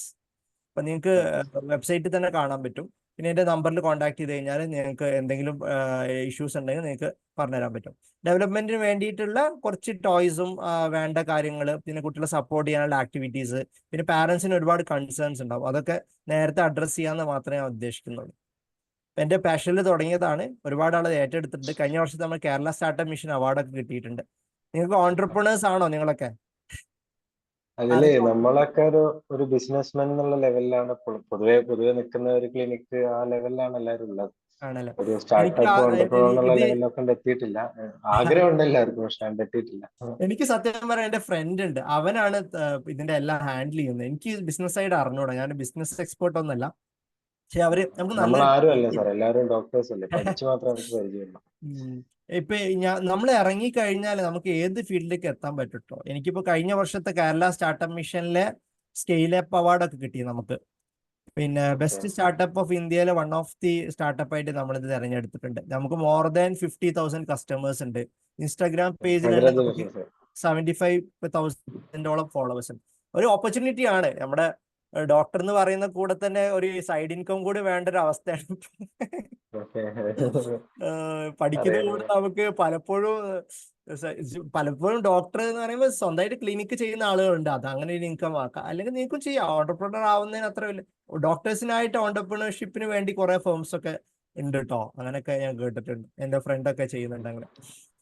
ഓക്കെ, അപ്പൊ നിങ്ങളെല്ലാരും വേറെ ക്വസ്റ്റ്യൻസ് എന്തെങ്കിലും ഉണ്ടോ? ഇല്ല, ഉണ്ടോ? ഹലോ ഹലോ പറഞ്ഞോളൂ. ആക്ച്വലി എനിക്ക് ഞാൻ ഈ ഇത് അറ്റൻഡ് ചെയ്യാൻ കാരണം എനിക്ക് എന്റെ മക്കൾക്ക് ഇഷ്യൂസ് ഉണ്ട്. അപ്പൊ എനിക്ക് സാറിനെ ഒന്ന് ഫർദർ ആയിട്ട് കോണ്ടാക്ട് ചെയ്യാൻ പറ്റുമെന്ന് ജസ്റ്റ് ഇപ്പൊ എനിക്ക് ടൈമില്ല. ഞാൻ വേറൊരു ക്ലാസ് അറ്റൻഡ് ചെയ്യാൻ നിൽക്കുകയാണ്. ജസ്റ്റ് ചോദിക്കാനായിരുന്നു, സമയം ഉണ്ടെങ്കിൽ ഞാൻ വാട്സാപ്പിൽ കോണ്ടാക്ട് ചെയ്താല്. കോണ്ടാക്ട് ചെയ്തോളൂ, കുഴപ്പമില്ല. എനിക്ക് പറ്റുന്ന രീതിയിലുള്ള ഞാൻ റിപ്ലൈ ചെയ്യാം. ഈ നമ്പർ പിന്നെ നോട്ട് ചെയ്തേക്കണം. ഞാൻ കാലിക്കറ്റ് ബേസ്ഡ് തന്നെയാണ്, പക്ഷെ ഇപ്പൊ അബുദാബിയിലാണ്. ഓക്കെ, നമുക്ക് ഗൾഫിൽ ഒരുപാട് പാരന്റ്സ് നമ്മുടെ കോണ്ടാക്റ്റിലുണ്ട്. നാട്ടില് ക്ലിനിക്കിൽ ജോയിൻ ചെയ്യും. പക്ഷെ ഇപ്പൊ മക്കളുടെ ഒരു പഠന പ്രശ്നം കാരണം എനിക്ക് ഇവിടെ അഡ്മിഷൻ ഒന്നും റെഡി ആവാത്തോണ്ട് ഞാൻ ഇങ്ങനെ ഉള്ള ഒരു ഇതില് പിന്നെ നാട്ടിൽ തന്നെ തിരിച്ചു വരാന്ന് വിചാരിച്ചു. അപ്പം അങ്ങനത്തെ എന്റെ എല്ലാ മക്കൾക്കും ഇഷ്യൂ, 3 ബോയ്സ് ഉണ്ട്. 3 ബോയ്സിന് ഈ ഇഷ്യൂസ് ഉണ്ട്. മൂത്ത ആൾക്കാർക്ക് 10 years ആയി, ട്വിൻസ് ആണ്. പിന്നെ ഒരു 5 വയസ്സുള്ള കുട്ടിയുണ്ട്, അവനും ഇതേ ഇഷ്യൂസ് ഉണ്ട്. അതുകൊണ്ടാണ് ഞാൻ നമ്മളെ ഗ്രൂപ്പിൽ ഇത് കണ്ടപ്പോ ഞാൻ ഇത് അറ്റൻഡ് ചെയ്യാൻ മെയിൻ കാരണം നമ്മളെ പേഷ്യന്റിനെക്കാളും നമ്മളുടെ മക്കൾക്ക് വേണ്ടിട്ട് മനസ്സിലാക്കാൻ വേണ്ടിയിട്ടാണ് ഞാൻ ജോയിൻ ചെയ്തത്. ശരി, എന്നാ ഞാൻ കോണ്ടാക്ട് ചെയ്യാം ഇൻഷാ അല്ലാ. പിന്നെ എനിക്കിപ്പോ ഒരു ക്ലാസ് കൺസൾട്ടേഷൻ നമ്പർ ഒന്നുമല്ല, നിങ്ങൾക്ക് നമ്മുടെ ഡോക്ടേഴ്സ് ആയതുകൊണ്ട് നമ്മുടെ ഇടയിൽ കൊടുക്കുന്നു എന്ന് മാത്രം. ഇത് കൺസൾട്ടേഷൻ കാര്യങ്ങളൊന്നും പുറത്ത് ഷെയർ ചെയ്യുന്ന നമ്പർ അല്ല. പക്ഷെ നമ്മുടെ ഡോക്ടേഴ്സിന് ഞാൻ പിന്നെ ഫ്രീ ആവുമ്പോ ഇരുന്നിട്ട് ഞാൻ ചെയ്യാറുണ്ട്. അതുകൊണ്ട് നിങ്ങൾക്ക് നിങ്ങളുടെ പേഴ്സണലോ അല്ലെങ്കിൽ നിങ്ങളുടെ പ്രൊഫഷനിൽ നിങ്ങളുടെ പേഷ്യൻസിന് വേണ്ട എന്തെങ്കിലും രീതിയിൽ ഹെൽപ്പ് കാര്യങ്ങളും വേണമെന്നുണ്ടെങ്കിൽ നിങ്ങൾ ഏത് സമയത്തും കോൺടാക്ട് ചെയ്യുക. ഞാൻ ഒരു ബിസി ഷെഡ്യൂളുള്ള ആളൊന്നല്ല. നൈറ്റ് ഡ്യൂട്ടി ഒന്നും ചെയ്യാറില്ല, കാരണം ഡെവലപ്മെന്റ് പീഡിയാട്രിക്സ് അങ്ങനത്തെ ഒരു സ്പെഷ്യാലിറ്റി അല്ല. മോസ്റ്റ്ലി ഈവനിങ്സ് ആകുമ്പോൾ ഞാൻ ഫ്രീ ആവും. അപ്പോൾ നിങ്ങൾക്ക് കൺസേൺസ് ഉണ്ടെങ്കിൽ ഞാൻ അപ്പം തന്നെ പറ്റുന്ന രീതിയിൽ ഞാൻ റിപ്ലൈ തരാം. പറ്റുന്ന എവിടെയൊക്കെ centres okay okay, thank you ഏട്ടാ, താങ്ക് യു. ഞാൻ ലീവ് ചെയ്യാണ്, എനിക്ക് വേറെ ഒരു ക്ലാസ് ഉണ്ട്. ഓക്കെ. ഇനി ആർക്കെങ്കിലും എന്തെങ്കിലും ചോദിക്കാനുണ്ടെങ്കിൽ ചോദിക്കാം. ക്വസ്റ്റ്യൻ ചാറ്റ് ബോക്സിൽ വന്നിട്ടുണ്ട്. സർ പറഞ്ഞോളൂ. വൈറ്റമിൻ ഡിയുടെ കാര്യത്തിൽ എനിക്കൊരു ക്ലാരിറ്റി കൂടെ വേണം. നമ്മൾ 1 year വരെ റൊട്ടീൻ ആയിട്ട് കൊടുക്കണമെന്നാണോ അതോ 18 അതെ, month ആണോ? 1 year വരെ റെക്കമെൻഡേഷൻ ഉണ്ട് കേട്ടോ. 0 to 1 year, birth to 1 year recommendation ഉണ്ട്. 400 ഇന്റർനാഷണൽ യൂണിറ്റ്. കുട്ടി നടന്നു തുടങ്ങുന്നവരെ കണ്ടിന്യൂ ചെയ്യാൻ പറയാറുണ്ട് ഡെയിലി. അതായത് വിറ്റാമിൻ ഡിന്റെ ഡ്രോപ്സ് തന്നെ 400 ഇന്റർനാഷണൽ 1 ml വരുന്നുണ്ട്, 0.5 ml വരുന്നുണ്ട്. അത് റെക്കമെൻഡേഷനിലുണ്ട്, മാൻഡേറ്ററി ആണ്. സാർ, നടന്നു തുടങ്ങി കഴിഞ്ഞാൽ നമ്മൾ ജസ്റ്റ് വൈറ്റമിൻ ഡി ഒന്ന് അസസ് ചെയ്ത് നോക്കിയിട്ട് പിന്നെ അത് കണ്ടിന്യൂ ചെയ്യണം, അങ്ങനെയാണോ? വേണ്ട, അതിന്റെ ആവശ്യമൊന്നുമില്ല. 0 to 1 year mandatory 400 international unit കൊടുക്കുക, പറ്റുന്നെങ്കിൽ വെയിൽ കൊള്ളിക്കുക. ഞാൻ ഈ ഒരു കേസ് എടുക്കാൻ കാരണം വിറ്റാമിൻ ഡിന്റെ ഡെഫിഷ്യൻസി കാരണം ഒരു കുട്ടി വന്നു എന്നുള്ളതുകൊണ്ടാണ്. മോട്ടോഡിലേന്റെ ഒരു 1 of the കോമൺ എത്തിയോളജി ആയിട്ട് നമ്മൾ വിറ്റാമിൻ ഡി ഡെഫിഷ്യൻസി പറയാറുണ്ട്. അത്രേ ഉള്ളൂ. ഓക്കെ, വേറെ എന്തെങ്കിലും ക്ലാരിറ്റി? ഒന്ന്, ഞാൻ ന്യൂട്രീഷൻ കണ്ടീഷൻ നമ്മൾ ബോധനാവുന്നത്, ഒന്ന് വിറ്റാമിൻ ഡി, 2 എന്ന് പറയും വിറ്റാമിൻ B12, മൂന്നാമത് നെൽസൺ ഒക്കെ റെക്കമെൻഡ് ചെയ്യുന്ന വിറ്റാമിൻ അയൺ ഉണ്ടല്ലോ. ഒരു 6 month പോലെ അയൺ സപ്ലിമെന്റേഷൻ നല്ലതാണ്. നമ്മൾ കോംപ്ലിമെന്ററി ഫീഡിങ്ങിൽ അത്ര അയൺ കിട്ടാറില്ല. ന്യൂറോ കോഗ്നിറ്റീവ് ഡിലേ ഉണ്ടാവും അയൺ ഡെഫിഷ്യൻസി കാരണം കുട്ടികളിൽ. അപ്പൊ അയണും കൂടി സപ്ലിമെന്റ് ചെയ്യുന്നത് നല്ലതായിരിക്കും. 6 months കഴിഞ്ഞിട്ടാണ് 6 month മുതൽ 2-3 mg/kg/dose per day. ഇനിയിപ്പോൾ അത് പറ്റിയിട്ടില്ലെങ്കിൽ വീക്ക്ലി 2 to 3 days കൊടുത്താലും മതി. 20 പിന്നെ ഒരു 80 mg in 5 ml ഒക്കെയാണ് സാധാരണ ടോണോഫോറോൺ ഒക്കെ വരാറ്. ഒരു 2 to 3 mg/kg/dose കൊടുത്താൽ മതി OD ആയിട്ട്. പിന്നെ ചിലപ്പോൾ സ്റ്റെയിൻ ചെയ്യും, അതുകൊണ്ട് കുട്ടികൾ ബ്രഷ് ചെയ്യിപ്പിക്കാൻ വേണ്ടി നമ്മൾ, ചെറിയ കുട്ടികളാണ് അത് പ്രശ്നമില്ല, കുറച്ച് വലിയ കുട്ടികൾ കൊടുക്കുകയാണെങ്കിൽ അത് നമ്മൾ പ്രിവെന്റീവ് ഡോസ് കൊടുത്താൽ മതി 2 to 3 mg. പിന്നെ ജാഗ്രി, നല്ല അയൺ റിച്ച് ആയിട്ടുള്ള, പിന്നെ അതേപോലെ മുത്താറി നമ്മുടെ നാട്ടിലുണ്ടല്ലോ, അതൊക്കെ വീൻ ചെയ്യുന്ന കുട്ടികളുടെ അയൺ ഡെഫിഷ്യൻസി കുറവാണ്. പക്ഷെ എപ്പോഴും പ്രിവെന്റീവ് സേക്കിന് ഒരു അയൺ സപ്ലിമെന്റേഷൻ ഉള്ളത് നല്ലതാണ്. സർ, ടോണോഫെറോൺ പ്രൊഫൈലാക്റ്റിക് ആയിട്ട് വീക്ക്ലി ആണോ കൊടുക്കുന്നത്? വീക്ക്ലി അഡ്വൈസ് ചെയ്ത ഡെയിലി കൊടുക്കുക. ചില കുട്ടികൾ കോൺസ്റ്റിപ്പേഷൻ ഇഷ്യൂ ഒക്കെ ഉണ്ടാകുമ്പോൾ ഒരു 3 days ഒക്കെ കൊടുത്താലും മതി. ഒരു പ്രിവെന്റീവ് ഡോസ് എന്നുള്ള രീതിയിൽ കൊടുത്താൽ മതി, 2 to 3 mg/kg/dose ആയിട്ട്. അത്രേ ഉള്ളൂ. 4 to 6 mg/kg ആണ് തെറാപ്യൂട്ടിക് ഡോസ് പറയുന്നത്. ഓക്കെ. ചാറ്റ് ബോക്സിൽ ഒരു ക്വസ്റ്റ്യൻ വന്നിട്ടുണ്ടായിരുന്നു. പറഞ്ഞോളൂ. ഒന്ന് നോക്കട്ടെ. പാരന്റ്സ് കംപ്ലൈൻ ഓഫ് കുട്ടി ഭക്ഷണം കഴിക്കുന്നില്ല, ഉഷാറാവുന്നില്ല. Even when the child looks healthy, they ask for tonic for hunger. വിശപ്പിനുള്ള ഇത് ചോദിക്കും, ടോണിക് ചോദിക്കും, വിശപ്പ് വരാനുള്ള. Should we take such concern seriously? Another concern with the mostly NRI parents is that the child is having speech disabilities by living as an only child in an apartment. They usually add that he or she has improved sorry, after. ഞാൻ നിങ്ങളുടെ chat ഞാൻ കാണാൻ പറ്റുന്നില്ല എനിക്ക്. Chat box കാണാൻ പറ്റും. Sharing stop ചെയ്യാം, എന്നാലേ ചിലപ്പം ചാറ്റ്. ഓക്കെ, അതിൽ മോർ 3 കുത്തില്ലേ, അതിലുണ്ട് ചാറ്റ് എന്നുള്ള ഓപ്ഷൻ.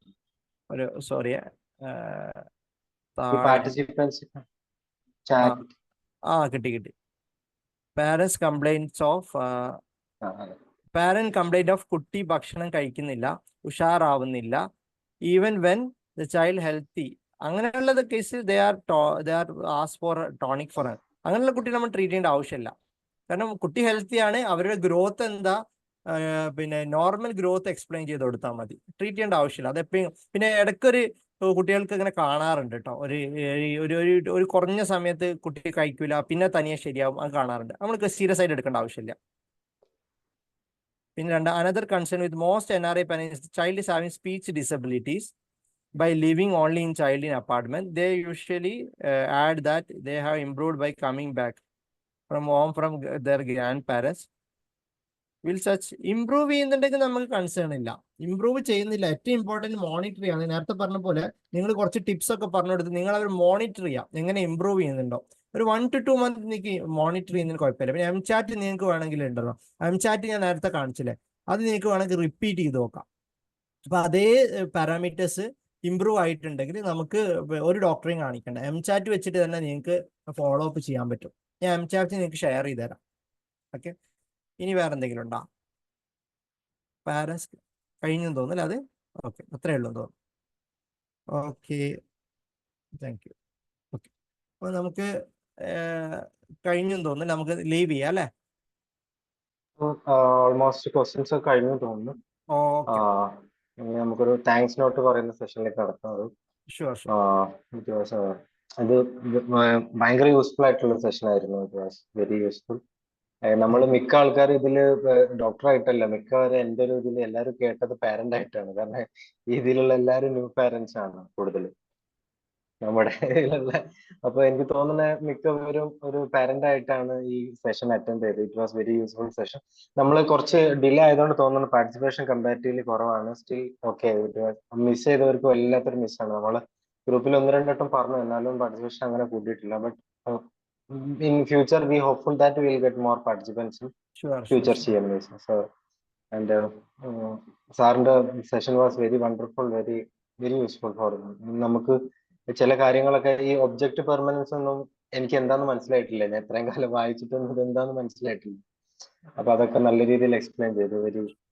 അപ്പോ I am very thankful to sir for this wonderful session, and I am also thankful to all participants who attended this session. It was very useful and very informative, and also thankful to ClearNet for the seamless technical support.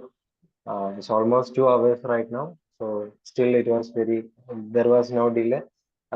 Very few participants are complained about their joining, for they have some problem in the joining.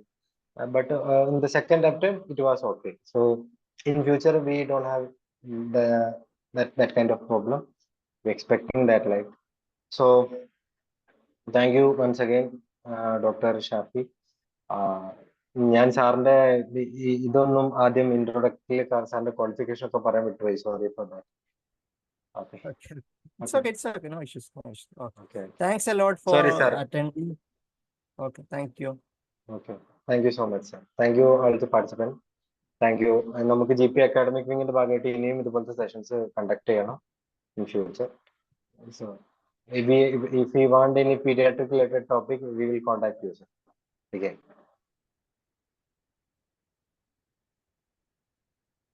Hello, audible ആണോ? കേൾക്കുന്നുണ്ടോ? Audible ആണ്. Okay. Then we can conclude the session. Thank you so much.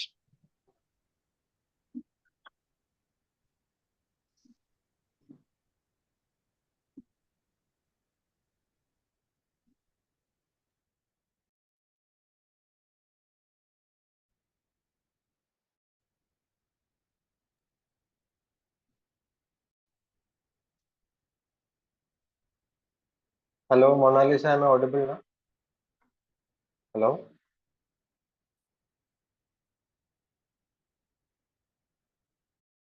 Yes, sir. Hello. Okay, now we can conclude. Yes. Everything is over. Thank you So so with much. that, we come to the conclusion, everyone. Thank you so much for letting us host the session today. I hope you all had a seamless and hassle-free experience. So with all your last comment, we are concluding the session over here and really looking forward to hosting all again. Thank you so much, and you all can leave now. And good night to all of you. Yeah. Thank you. Good night.